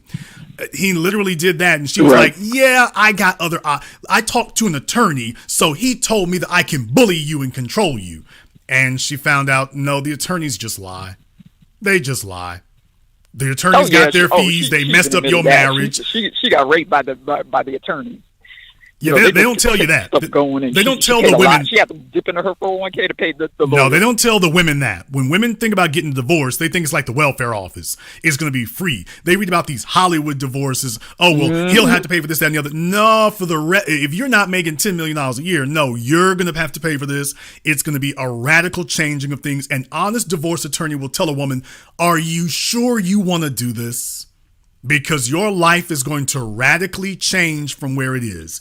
And if you are immature and emotionally driven, there's a lot of 50 and 60-year-old females who are terminally immature and emotionally driven. And there are plenty of attorneys who are like, you know what, I'll just grab every dime the broad got. They have no hesitation, no shame about grabbing every penny you got. If you're willing to sit up here and self-destruct your marriage, they'll do it for you. What I'm saying is that for decades now, the men have had a song, it's cheaper to keep her. The men have been far more practical. The females are like, well, I can get rid of him. And then it's like, okay, you do understand you'll have to make all the financial progress, benefits, and decisions from here on in. You're going to have to do all of this yourself. And you've got 24 hours to figure it out. Did you know this was going to happen? And it never turns out well. Yeah, you hit it on nail. You hit it on nail because part of her problem, other than the divorce, was that a year or two later, she got her position at her job. They basically phased it out, and she was making good money there, but couldn't make that same money once they phased it out. So it was a double whammy. Like you said, you can't really invest in your job more so than your relationship. Yeah, I mean, it's really easy to smart off to people when you're gainfully employed. But all you're doing is betting that the employer is making plans to stay with you for life. Your husband made plans to stay with you for life. Your employer has no intention of, at the moment he can find a cheaper solution, he's going to go for it. Your husband isn't sitting around. Well, the moment he can find something else, he's going to go for it. Your employer, there's many of us, if you work for a large corporation, your job was to help them to find a way to replace you. That's exactly right. I'll let you have the last word. Well, like I said, I think the everything that I'm getting out of the program and your previous programs is that, and just the situation right now worldwide, people are just going to have to they're going to have to pair up. People are going to have to pair up, get together. Even triple, like I said, if it's relatives or whatever, people are going to have to do what they have to do to survive because it's not going to get better. It's not going to get any better. You know, those, as you said, 10, 20 years ago, those days are gone. We might as well kiss that goodbye. That's going to be a fantasy for anybody in their 20s, 30s, you know. We're just going to have a bunch of young women who squandered their youth, and they will become old women who have spent their entire lifetimes working, with nothing to show for it but a house, some pets, and maybe a couple of bastard kids who can't afford to come see them. And even if they could, they don't really fool with you like that anyway. Thank you very much for giving us a call here tonight. Let me get a call from area code 267. You're on live with The Business. What's your name? Where are you calling from? Daniel from Philadelphia. Daniel from Philadelphia. What's on your mind? So I'm listening to discussion right now, and I'm wondering like how many times people have considered certain options like hydroponics, aquaponics, rammed earth, 3D printing homes. Like if we come together as a community and utilize our resources, we have engineers, we have electricians, we have all the people that we can utilize in a group, and take advantage of these things right now. Okay. Thank you very much for giving us a call. Caller from area code 805. You're on live with The Business. What's your name? Where are you calling from? This is Brian calling out of San Luis Obispo County. Okay. Brian, you're calling on speakerphone or something, folks. If you're calling in here, you need to take your speakerphones off. I'll give you a minute to get that together. Caller from 202. Have you found a quieter spot yet? Hi, Jason. Yes, I have. I'm sorry. I was at the gym. Okay, well, at least you were there, so maybe it'll help. What's your name? Where you calling from? Yeah. This is Bella calling from Hyattsville, Maryland. Okay, Bella from Hyattsville, Maryland. What's on your mind? Yeah, it's so funny you're doing the show because yesterday I had gotten into an argument with a really close girl. Okay, your phone is really kind of distorted here. If you're on those earbuds or something, I need you to take those off. Because your phone's coming through real distorted and your audio's raggedy. Folks, your earbuds do not sound good. I don't know who fooled you at the store. I don't care if you get them from Apple or whatever. Earbuds do not work. They just don't. If I was in a life or death situation, I might accept it. But other than that, no. Try taking them off. Yeah. Hello, can you hear me? Is this better? Yeah, that's a little bit better there. Now, what were you trying to say? So, yeah, I got into my girlfriend. She got mad at me because she had purchased a condo, and she knows she could not afford that condo, and I knew it. So I was just asking her questions like, you know, can you afford it? How much is it? How much is the interest rate? She won't even tell me the interest rate. When you said, can you afford it, what did she respond with? She was just like, yeah, I can because of the payment. There you go. And I said, you're just looking at the payment. You're not looking at the interest rate. She won't even tell me the interest rate because it's so high. She's ashamed to say it. And then she was just like, well, I can buy it and then I can rent it out and I'll break even, but then I'll end up making money and I can refinance. And every single year I'll just refinance. And I was just like, this is crazy. Like, have you talked to anybody about this? Nope. Oh yeah, I talked to my realtor and my loan guy. The folks who dug her in the hole. Yeah. I said they're just trying to make commission. They're not. What you're saying is they have a financial interest in you going through with this transaction. You're not talking to someone who is impartial. You're talking to two entities that have a vested interest. So they will inform you of what you're going into, but neither of them is going to attempt to discourage you. As long as you qualify, they're going to encourage you to go ahead and walk through this. But what they won't do is try to discourage you unless you don't qualify. So I can't necessarily say that it's a conflict of interest because technically speaking, it's not necessarily a conflict of interest, but it's damn close. Her phone call dropped, but if you want to give us a call back here, you can. Under those circumstances, just understand folks know if they can prey upon you. They can tell if you are dealing from an emotionally shallow standpoint. They can see those vulnerabilities. And in her case, well, I'll go ahead and buy it and I'll make the payments on it and everything will be great here. I'll make the payments. What this tells you is that this is an ego-driven transaction. You're not doing this transaction because it makes logical sense. You're doing it because there's some emotional motive behind it. And I went through the numbers tonight to explain to you all that this is what the majority of females are going for because they're going for purchases that they think, I'll get this and ain't nobody gonna tell me what to do. You're not supposed to purchase things so that, quote, nobody tells you what to do. When men ask me about becoming an entrepreneur, they say, I don't like these white folk telling me what to do. That's wrong. That's not the reason that you go into business. You don't go into business for some infantile desire to, quote, not be told what to do. You're supposed to go into business because you're very good at something and you seek to be a producer. You don't go into business to sit up here and express your childhood issues. I think we got her back on the line here. She must be hanging out by the subway. No, yeah, I'm back. But yeah, that's basically what I had to say. She got upset with me, and I wasn't even saying what you did was wrong. I was just asking questions, and she couldn't even answer the questions. So I just think these women, like, even if you give them the information, they don't listen. Because another friend of mine, I had sent her one of your programs from the Black Channel, and I will never forget this program. It was about black women and useless degrees. So I had sent it to my friend who's getting a degree in social work, and she just, like, totally ignored me. Well, certainly in their regard here, like I say, folks have choices to make, and it's going to be a bad situation for them to be in. They think they're making short-term decisions, and they're not.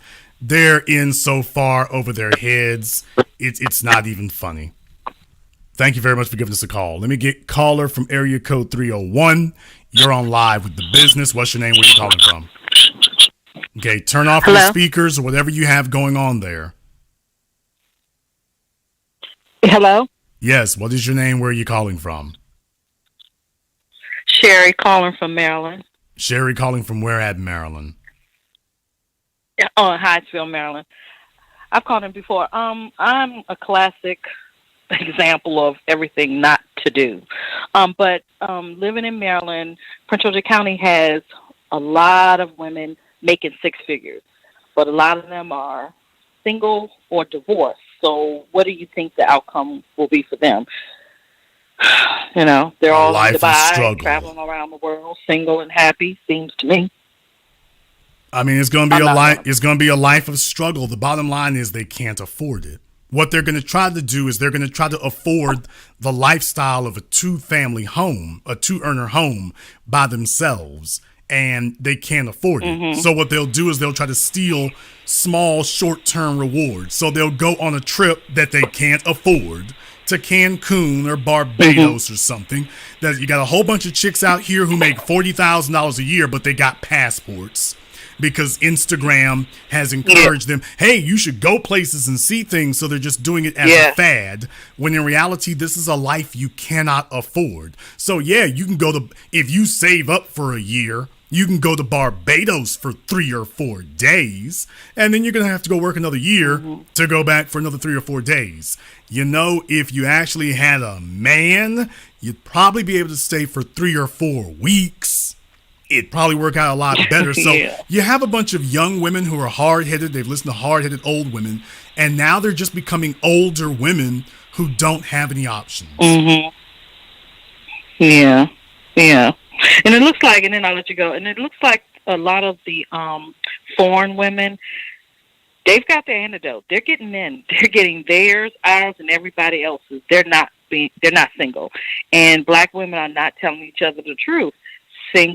Being single is not the answer. It's just not getting us anywhere. They'll fight for a job and they'll fight for a degree, but the only thing that's really going to help them, and they don't do anything with that. The outcome is inevitable. If I wanted to sabotage your life, it would be very, very simple. I would put you in your late 30s or early 40s. I would give you a job that you are shackled to. I would give you arrogance, avarice, and narcissism as your primary character traits. Oh yeah, and a healthy dose of immaturity here. I would give you $50,000 or less in retirement savings and $20,000 or less in the bank in personal savings. I would give you a mortgage. I would give you a car note, throw on top a couple of kids, but most importantly, I would give you no man. You would not have a man to partner with. I would put you under all those obligations and then strip you of any assistance whatsoever. You got to pull it on your own. And in your mind, your arrogance will tell you, well, I won't let nobody see me cry. Never let them see you sweat. Okay, being smart means knowing when to ask for help.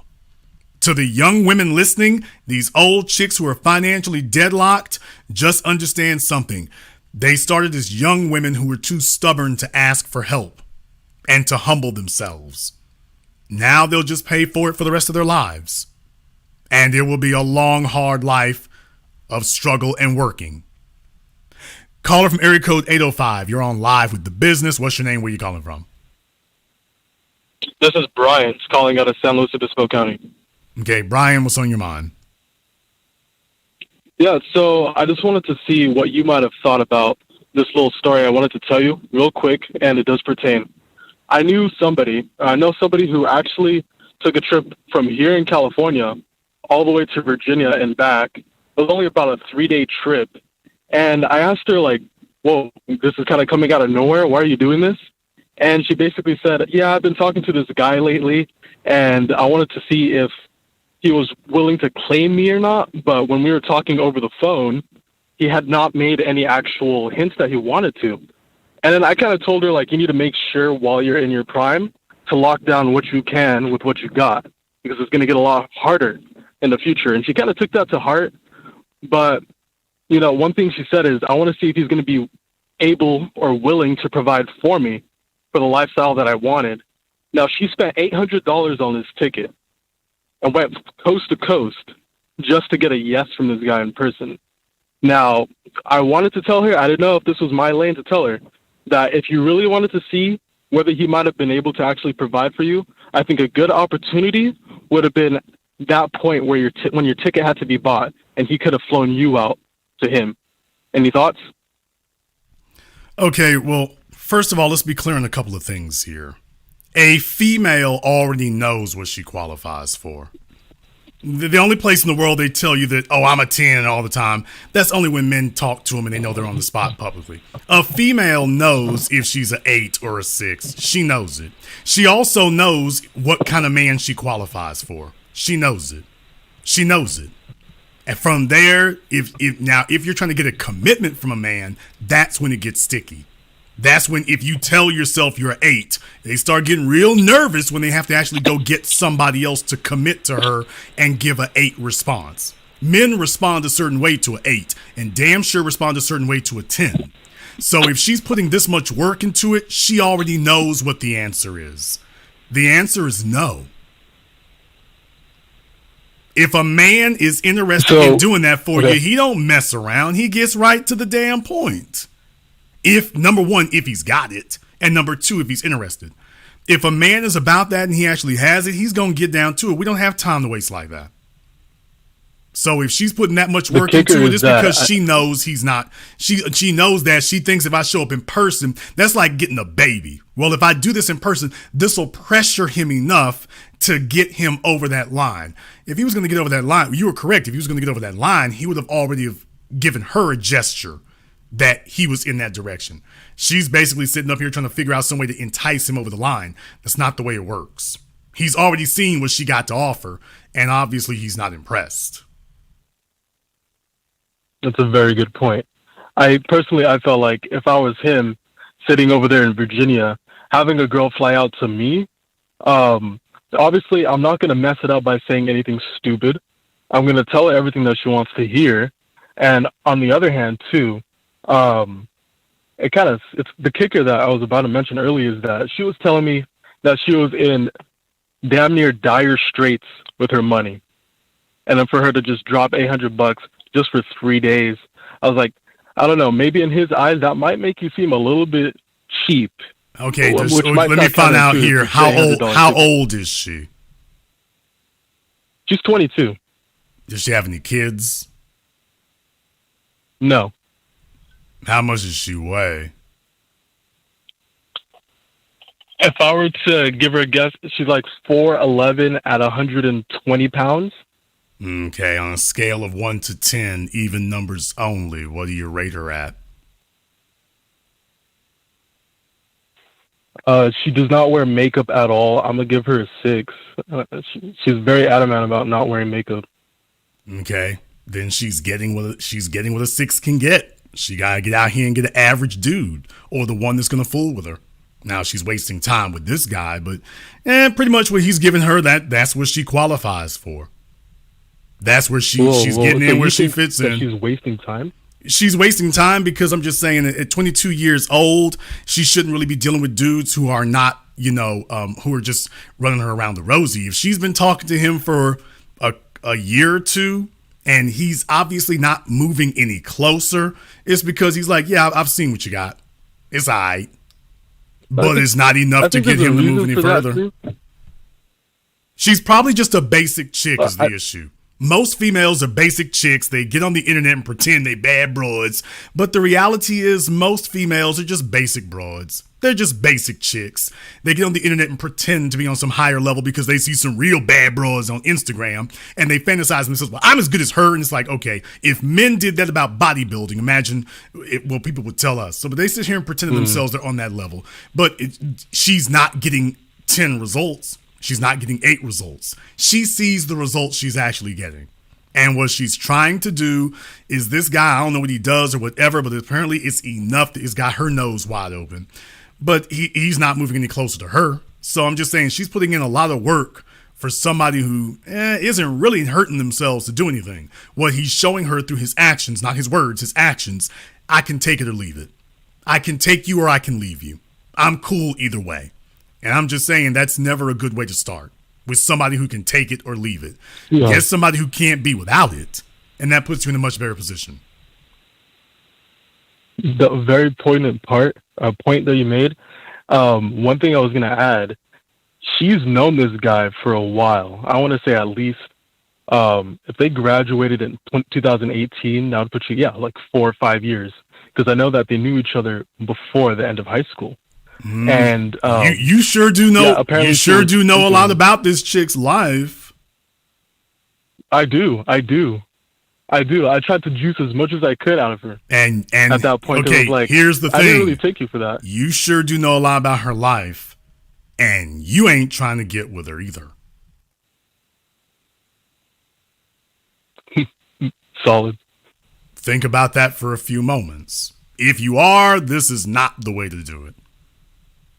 If you are, this is not the way to go about it. But clearly you're asking questions about it, but you ain't really trying to hurt nobody to get next to her either.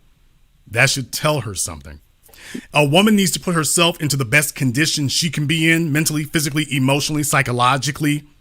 She needs to put herself in the best condition, get as close to being a 10 as she can be, so she can find out what she can really get. If she's lazy and just doesn't want to put anything into it, and she's just like, take me as I am, okay, you're going to get a dude whose lifestyle is he takes what he can get, whatever he can get.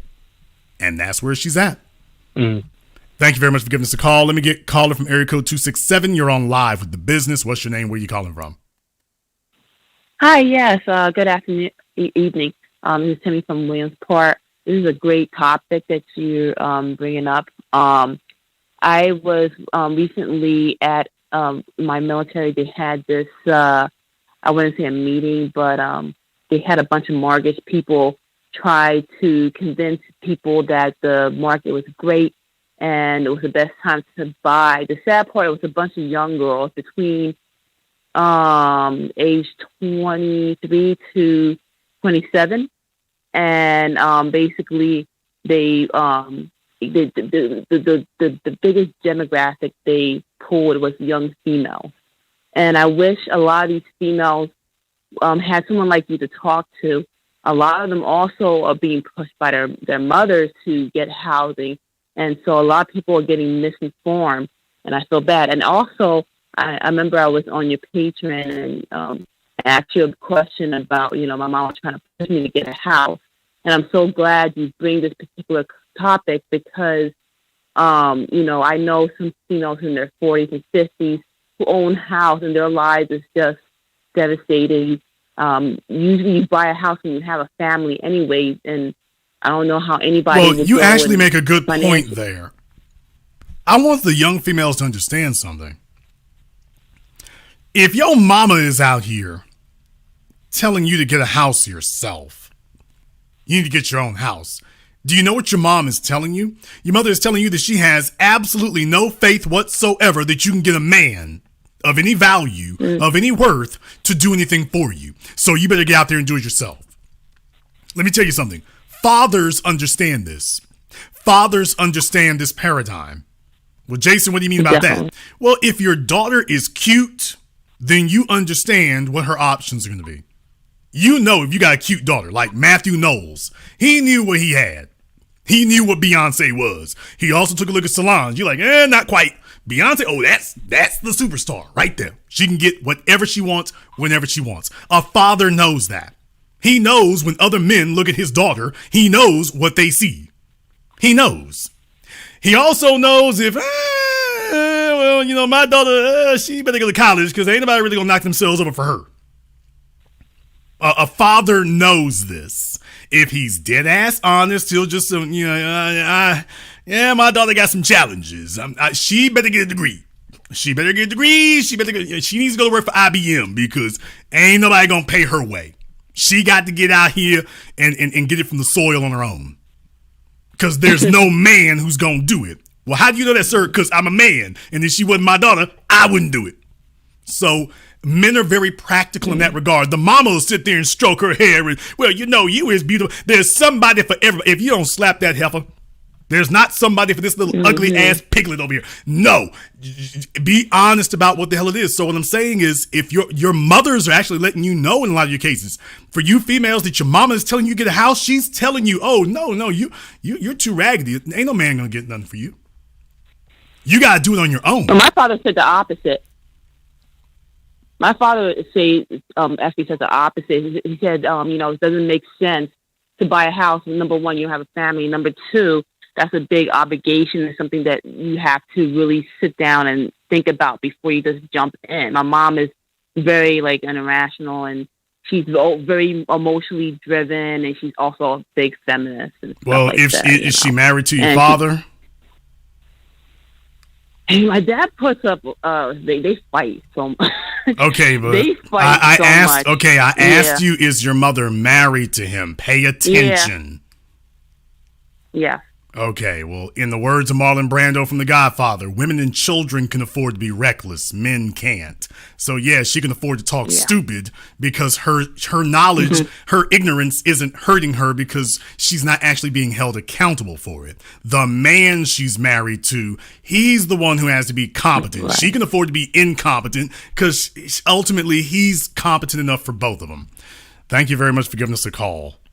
Caller from area code 516. You're on live with The Business. What's your name? Where are you calling from? Hi, this is Christine from Brentwood, Maryland. Christine from Brentwood, Maryland. What's on your mind? I'm getting a lot of chicks out of Maryland calling tonight. It's rough in Maryland.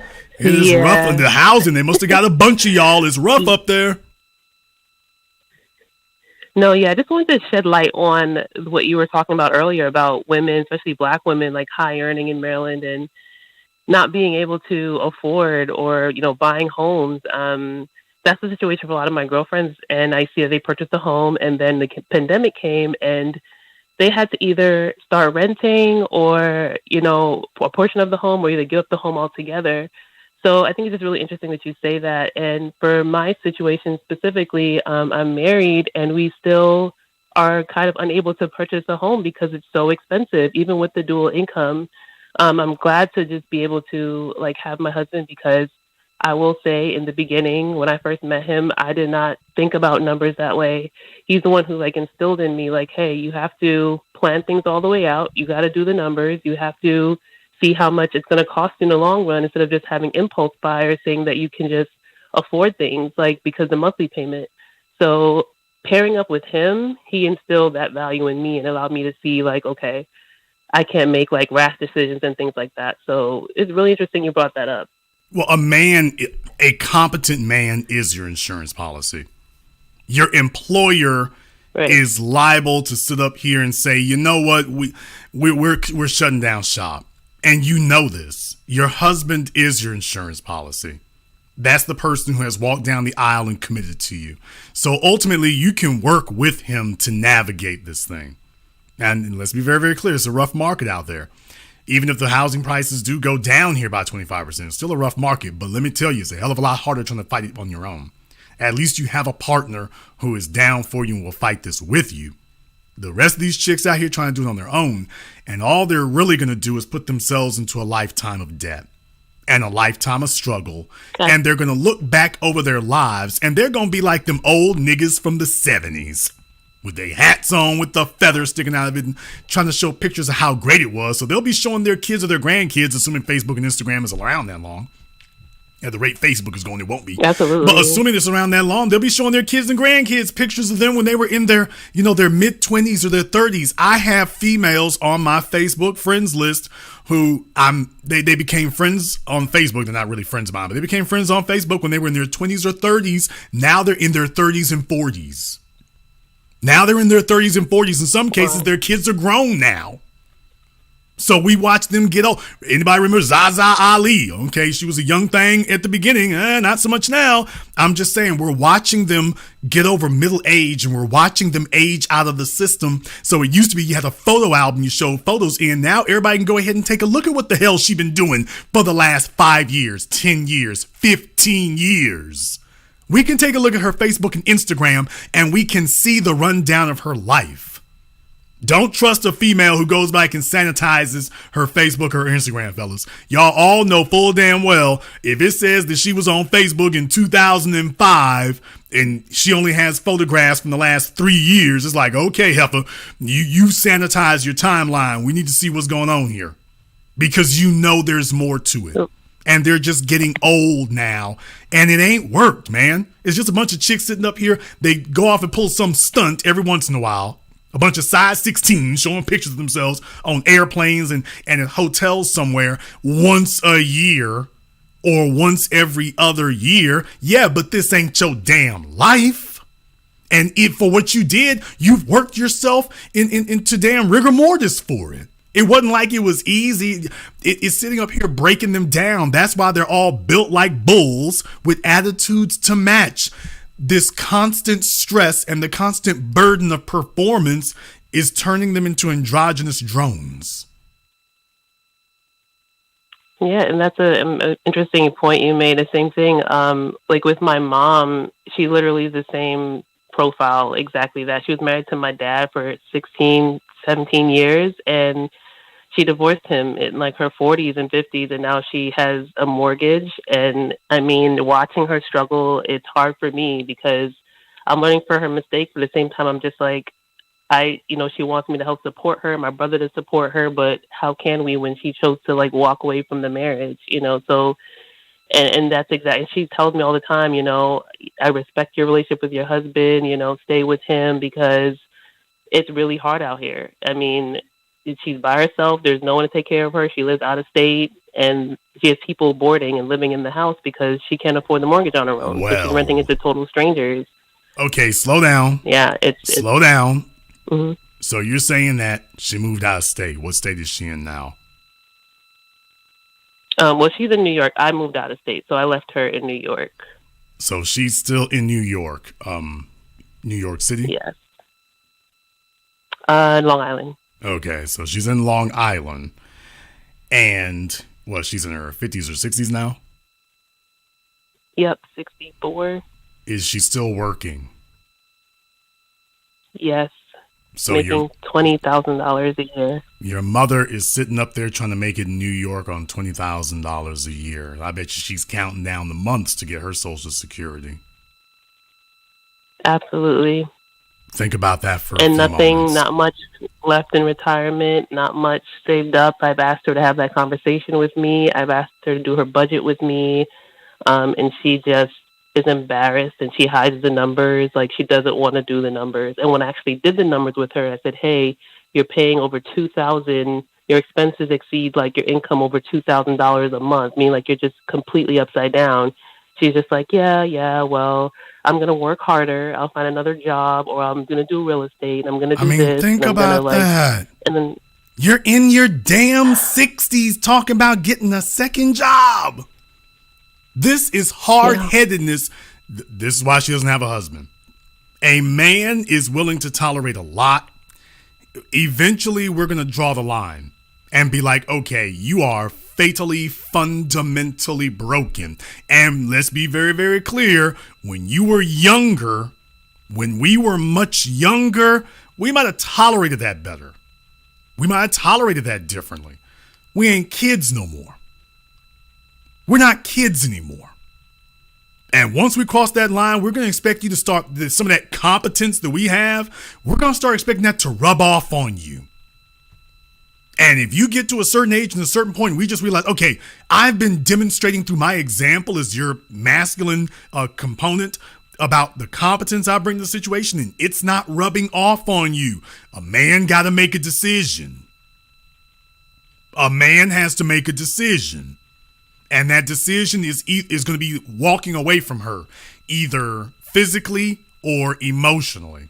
So he's either going to be like, okay, I am legally leaving the marriage, or I'm not going to legally leave the marriage, but you're not going to be the only woman I deal with because you're too broken. Yep, that was it. And then she asked for a divorce.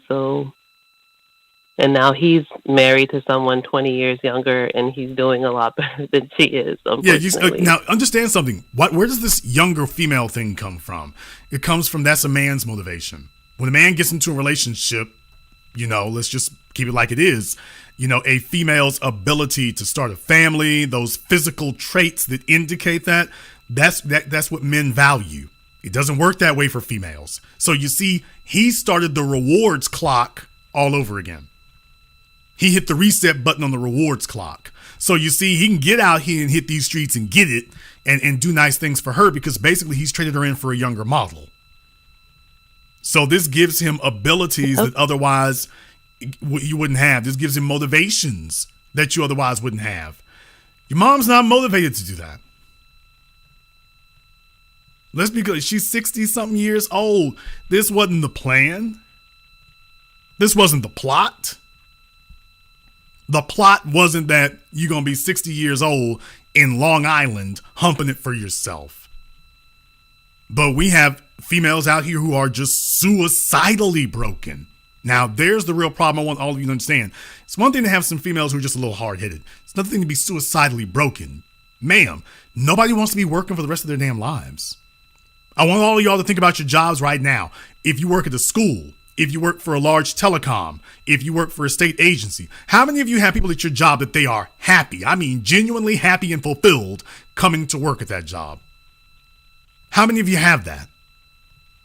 Think about that for a few moments. If you have somebody who works at, a hospital, they might really like being a nurse. They might really like being a doctor, but they will be the minority.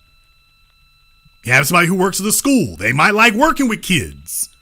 Usually it's going to be the small ones. Okay, but how many folk want to be 70 years old and still teaching? I've been teaching for 50 years. How many people are really that's who they want to be? That's the plan. That they want to be like the priest at their church. I want to do this until they take me out of here feet first.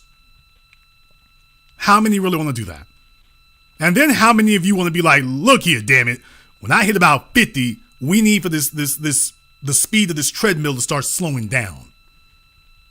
I want to take more time off work and eventually all of it off. But you can't start planning for that in your damn 40s and 50s. You got to be planning for that in your 20s. In my case, I started planning for it in my teens. I was in my teens when I started doing this. I didn't get to just retire in my 30s because I woke up one day in my 30s and said, I think I'll retire. I've been planning this since I was in middle school. Now, I'm not saying to all of you, well, you're losers if you didn't do this in middle school. I'm not saying that. What I'm saying is I put in my 30 years. I put in mine, but I started really young. And this was the plan. You got folk out here in their late 30s or late 40s or 50s, God forbid, or older. And you're going to start trying to make a plan now? It's too late. It's too late. And that's another question I have for you, Jason. Like my husband and I were concerned about how late we started because I'm one of those chicks that went to school and got a high degree and I came out with a whole bunch of student loan debt. And luckily I decided to pair up with him and he helped me pay it off. But we are just still I feel like we're still behind on retirement, all those things because of me going to school and making that decision. I didn't know what I knew now. You probably are. Yeah. The bottom line is, at this point right here, if you've been to school and if your degree was not something you can use, you're going to have to replace it with something that you can. Well, I did use it for a little while, about 6 years, and then I just had to do IT because my husband's in IT. So, and I didn't go to school for that. I went 100% scholarship free, learned on my own, self-studied, and he taught me. So I did get a pay increase for that, but we're still just paying catch up.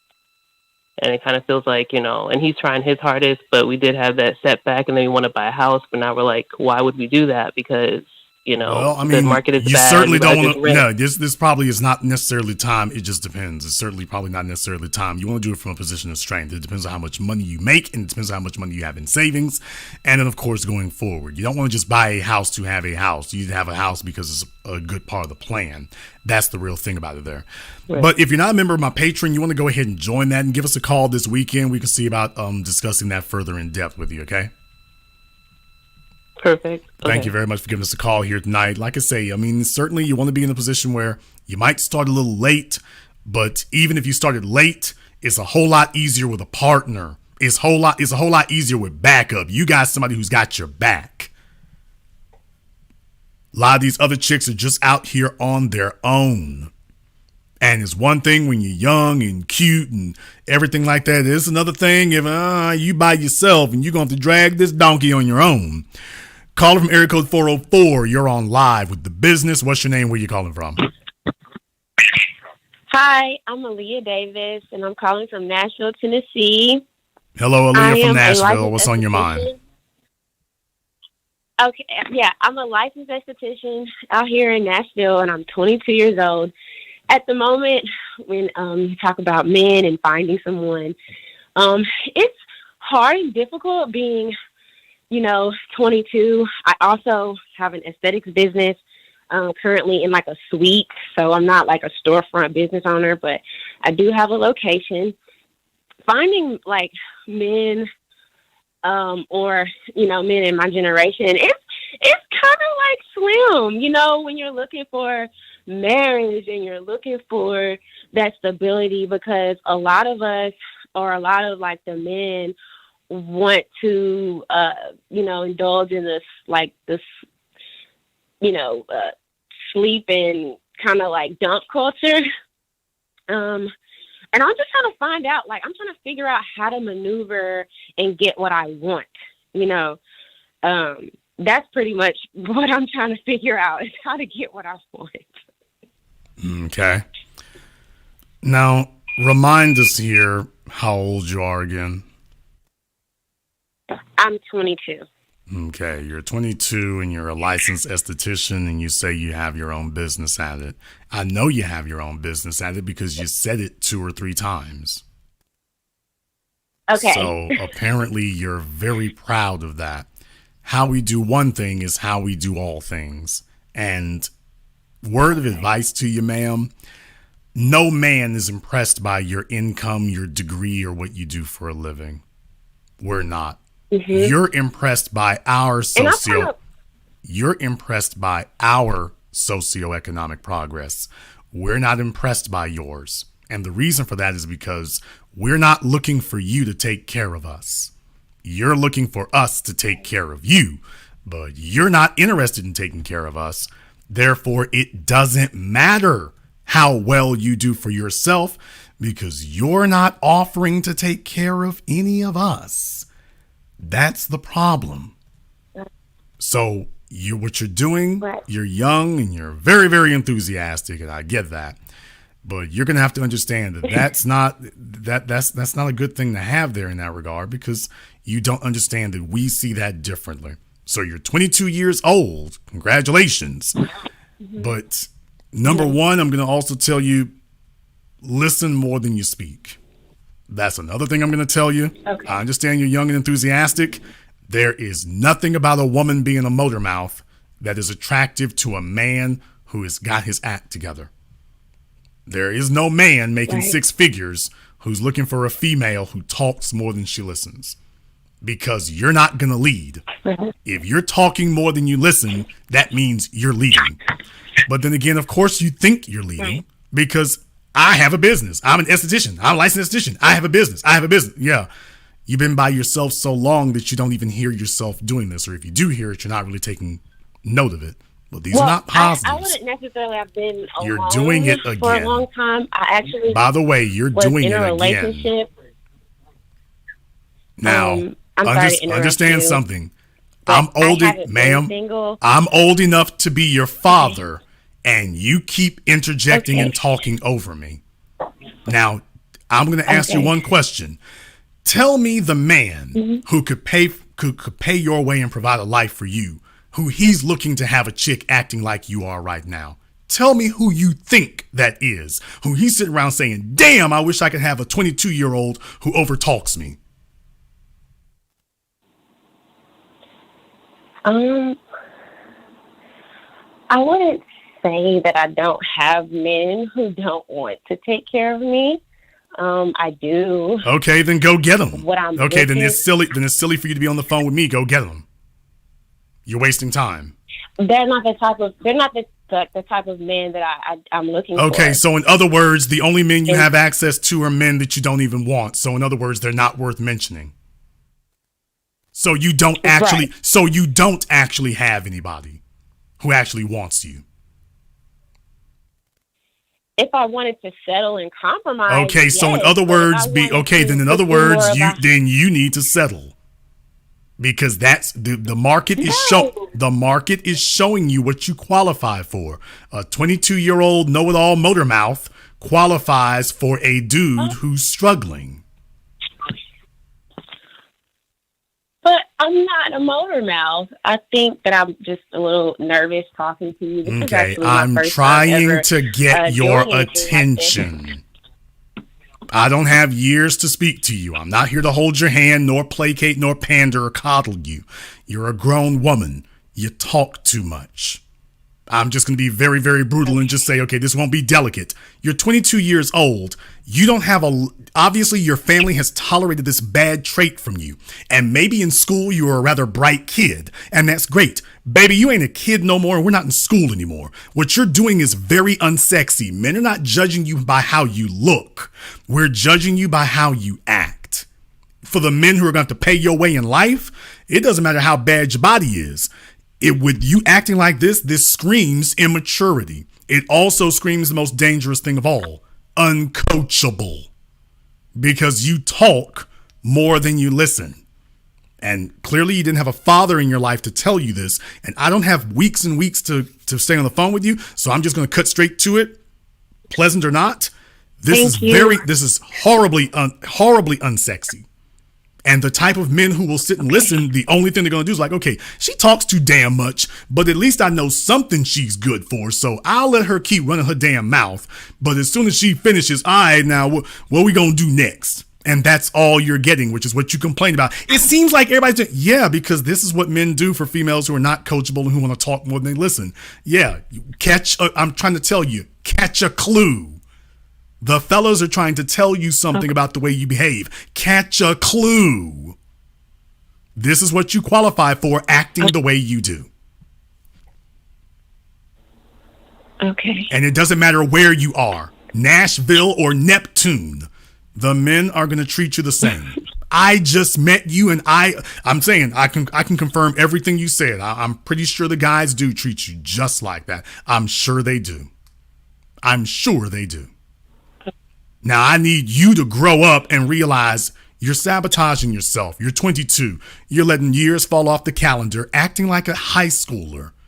A man wants a 22-year-old with the maturity of a 30-year-old.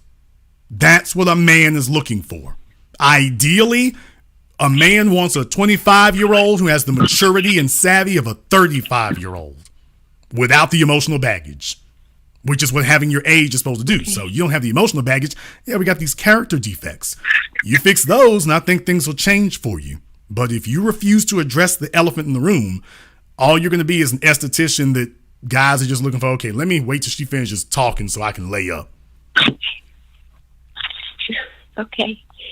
The truth hurts. It does. It does, but that's why I called. I wanted the truth. And I just want to, again, figure out how I can get what I want. So thank you. Start there. By the way, how much do you weigh? I weigh about 130.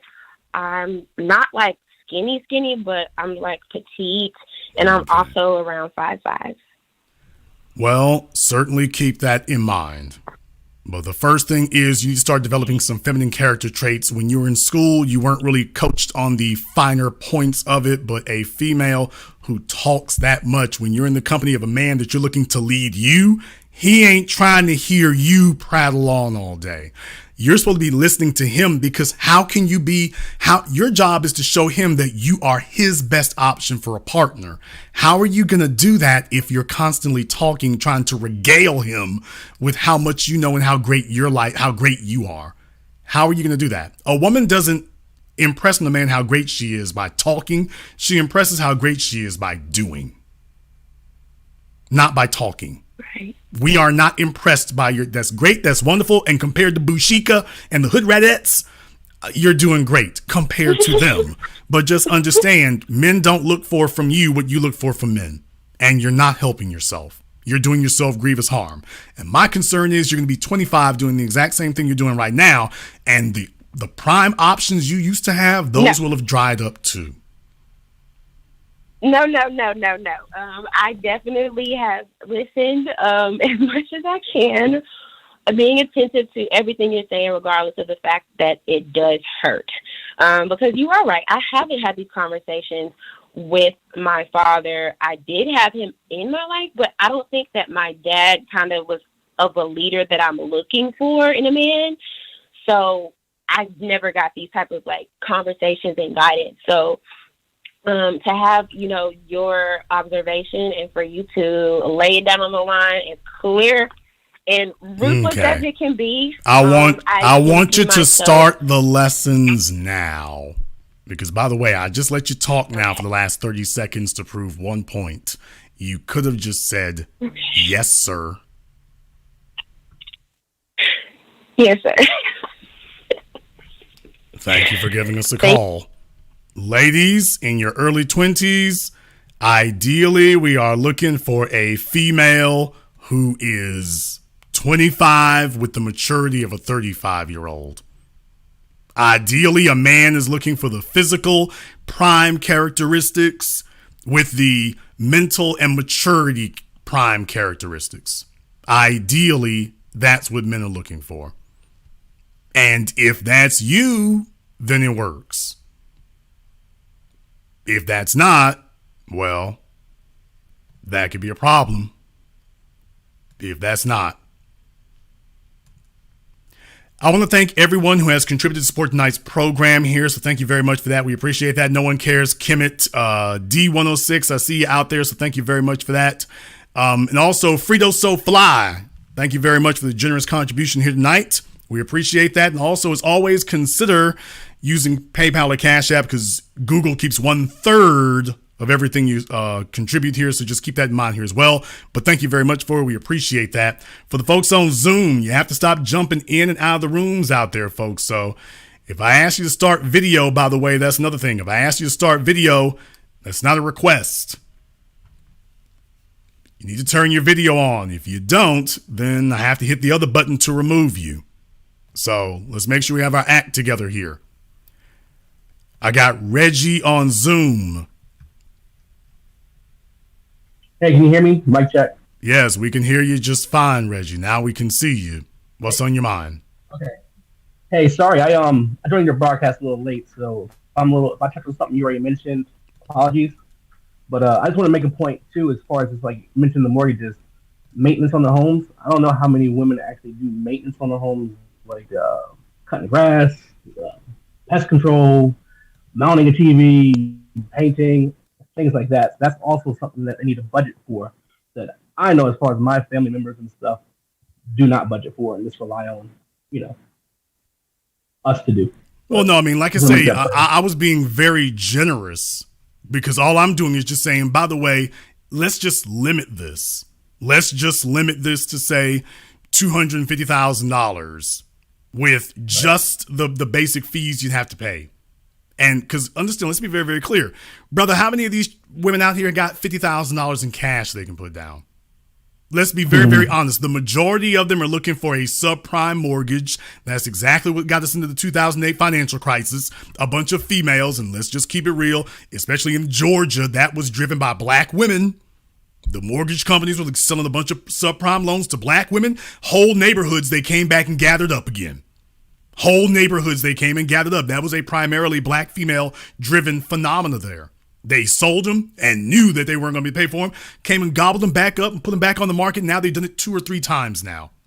So they grossly underestimated it, and all of them started off the same way. How many of them were sitting on Facebook or Twitter talking about, I don't need no man. I pay my own car, my own mortgage. I pay my own everything. How many of them were sitting there then, and now they're sitting here ass out. Then they moved to a new neighborhood, or, hey, baby, it's been a few years since I heard about that house. What? I remember back in the day, you moved in the house back in around circa 2007, 2008. By the way, how's the house looking? We moved since you moved. Wait a minute, you were celebrating and doing backflips. Why you moving? And just understand, a bunch of them got caught with that. They grossly underestimated it. Not one or two, a bunch of them. Just to attest to a point that you had made earlier, I know I've seen that exact scenario. And then right after getting in the house, you know what they did? They went and bought the new car, and they went and took the vacation. Now, you're absolutely on the money about that. I touched on it here earlier in the program, but that's what I'm saying. Those are the costs if all you do is get the house. If all you do is get the house, then you are still going to be looking in the neighborhood of a total of $430-something thousand by the time you get done. You pile a car note on top of that, because basically their mental process as women is in for a penny, in for a pound. I got the house. I might as well go ahead and get the car. I'm already paying for it. So what they do is, to deal with the psychological stress of the burden of that mortgage, they say, I'm going to treat myself. So they just continue treating themselves. I'm going to get that car. It's never a car they can afford. Okay, that's the thing. I'm glad you brought this up, brother, because this is the point I wanted to make. They never get the house they can afford. They get the house that is closest to their dreams. So if the mortgage company approves them for $300,000, they don't go try to get a $250,000 house. They try to go get a $300,000 house. They try to max it out. And so the burden of that forces them in a position, okay, I want the house. They don't try to get a $30,000 car. They try to go get a $60,000 car. So they keep this process going. And next thing you know, they're just a bunch of chicks under a bunch of debt for a bunch of years. Their attitudes get funky and nasty.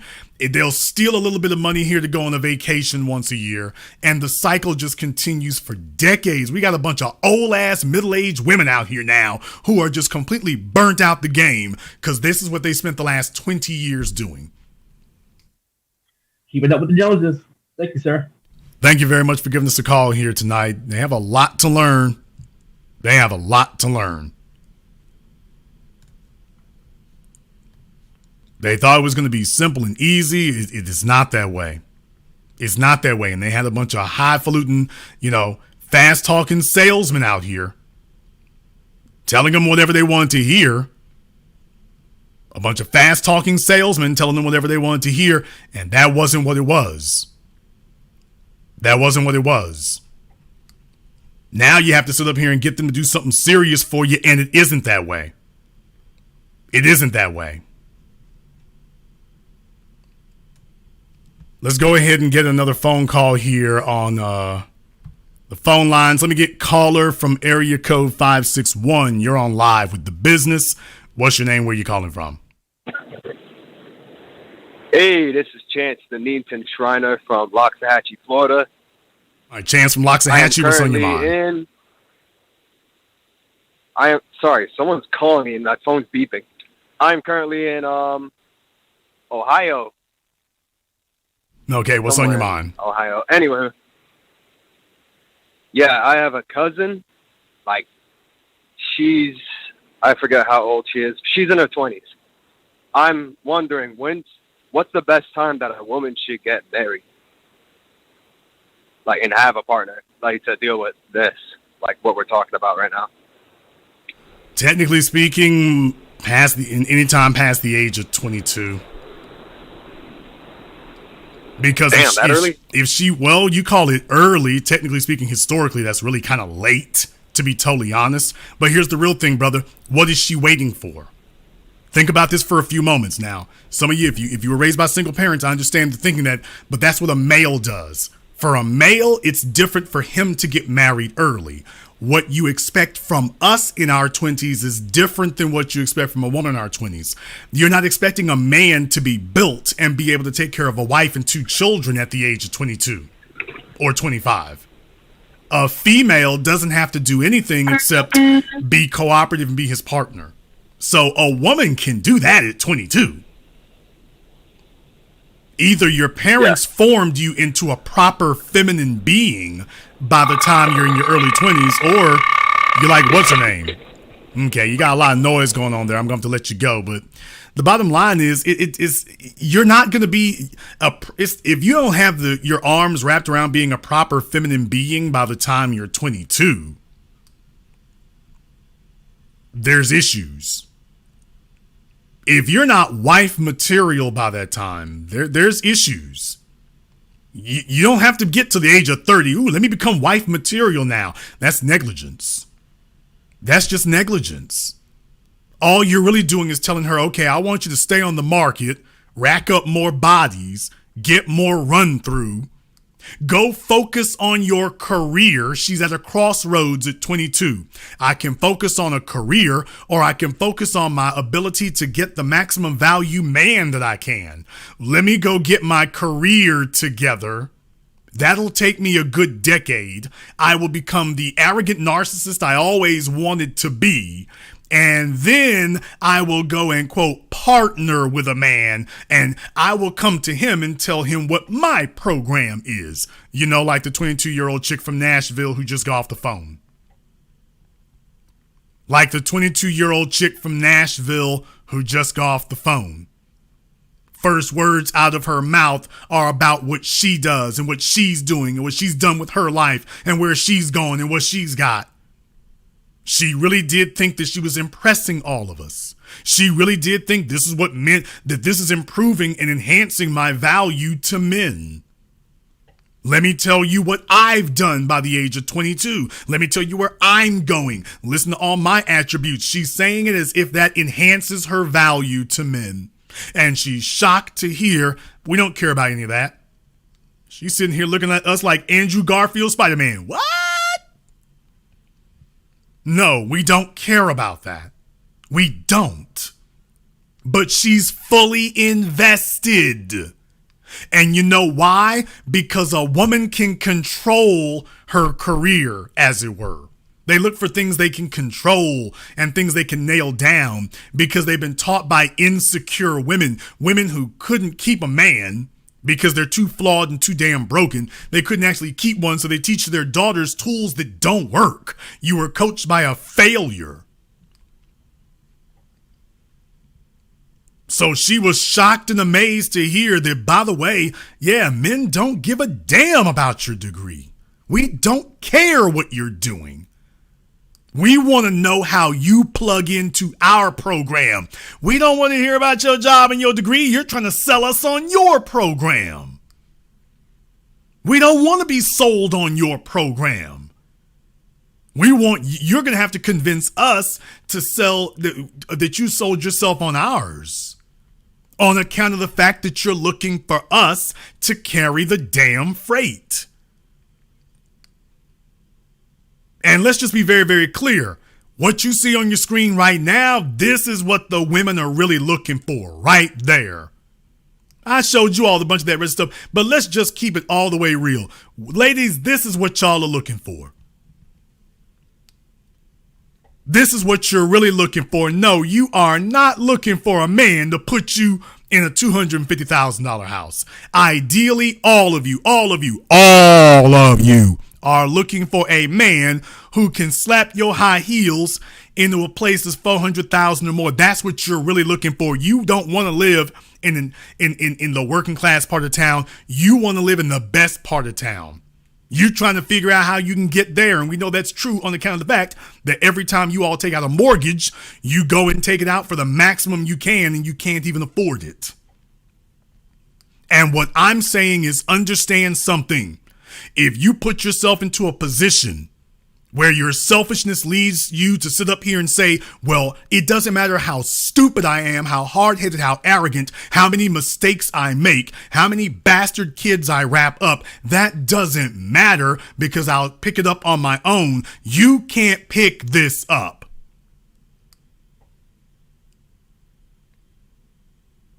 For the few $250,000 houses that are left out there, the truth of the matter is the grand total is actually closer to over 400,000.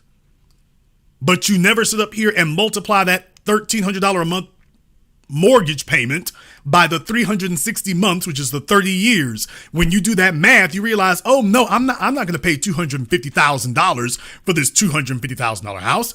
I'm going to pay twice that amount. And the less you attempt to put down, the worse it will get.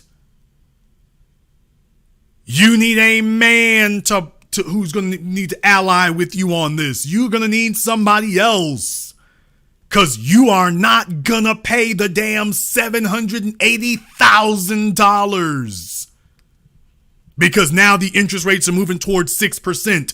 You're not going to pay this. Remember, that's why I did the program here a couple of weeks ago about Kendra G.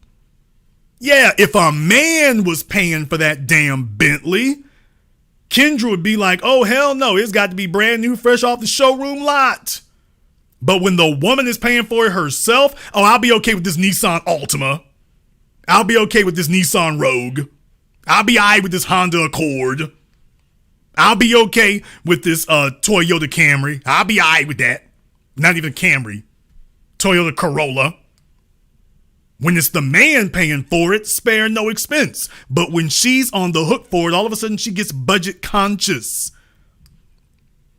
And even in this overinflated pricing market, you're looking for a man to carry the freight. You ain't gonna pay that.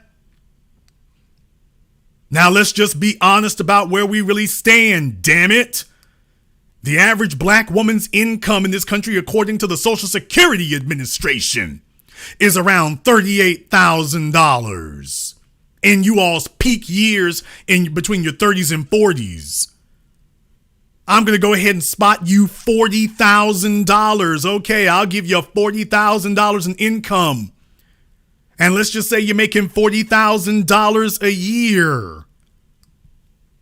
You do realize over the course of 30 years, that's only $1.2 million.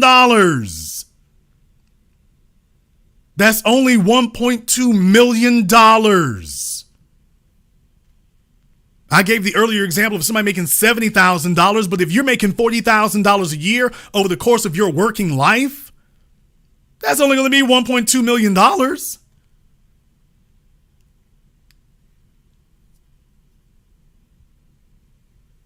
If you work another 10 years, congratulations, 1.6.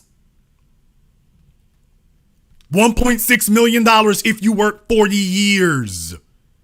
1.6 million. And here in the lower right-hand corner is the total payment for that house that you will be mortgaging not with your income, but with the years of your life. And what I'm saying is that this is a wealth killer. You can sit up here and fake in front to the damn internet all you want to. The bottom line is you can't get there from here. You can fool other people and you can put up all the selfies that you want to and try to look as glamorous as you want to try to pretend in front to be. And you can go take your one little old funky raggedy vacation down to the Bahamas once every couple of years because that's all you can do. Or you'll go out to Vegas, which is at this point now qualifies as a staycation. You can go to damn me Vegas, but it's just you and a bunch of other lonely chicks, or worse, it's you and a bunch of bastard kids. Nothing says loser like a chick going on vacation with her bastard kids. Where the hell's your man? Oh, never mind. You lost that. And the job is not a replacement for it. So for those females out here right now, starting here now with the Fed bumping up the interest rates, they're already over 5%. They've made it very clear they want to get those interest rates up to closer to 8%. So just understand, if you really want a soul shocker, go to a mortgage calculator and go run a $300,000 or $400,000 mortgage at 8% if you really want a soul shocker. The numbers I put on here tonight are downright charitable compared to that. It's downright charitable. How many of the women sitting here tonight talking about, well, if I could only go get me a house and whatnot, how many of you knew that this is the real number when you actually multiply your monthly mortgage payments by 30 years? That's on a $400,000 house. A lot of you right now are saying, well, I ain't going to go ahead and do that right there. That's no problem right here. Here's your $350,000 house. There's your $350,000 house. Congratulations. You went from 879 to 780. Congratulations. Would you like a Cupid doll?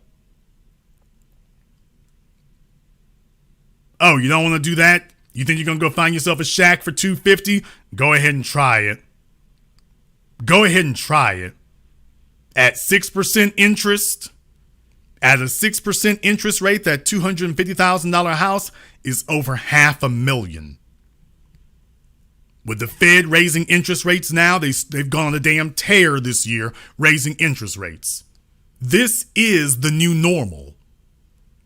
And if nobody actually reviewed the actual numbers with you and told you that, by the way, the purchase price of a house is not actually what you will pay. If you finance a home, it is the purchase price plus the interest.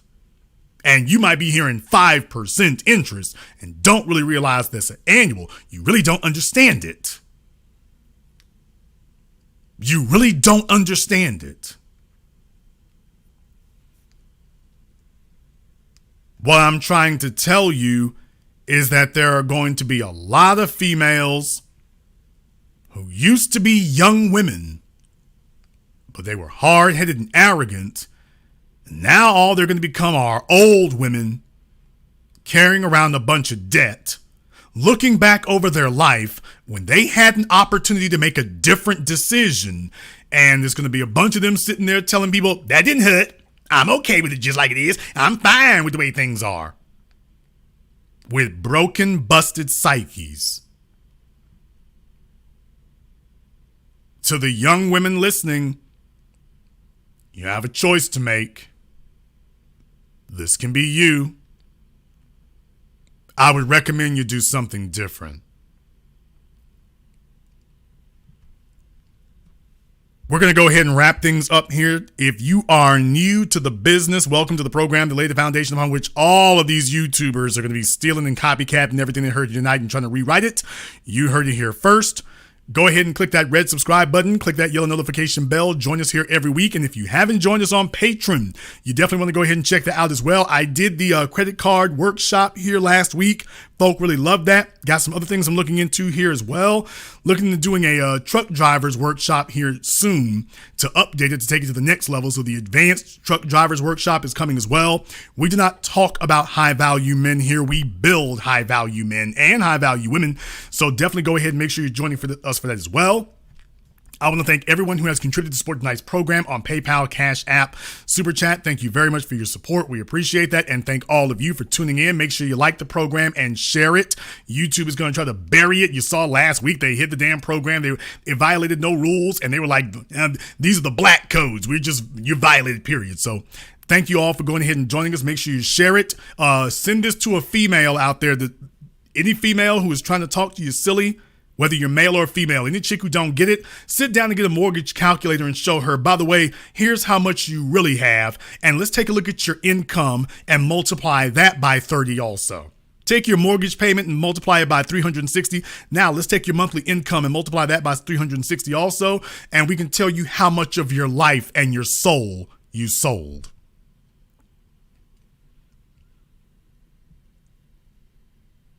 And this concludes tonight's broadcast of The Business. I am your host, your brother, your humble servant, Mr. Jason Black. And until next time, my brothers and my sisters from around the world, remember, handle your business or your business will handle you.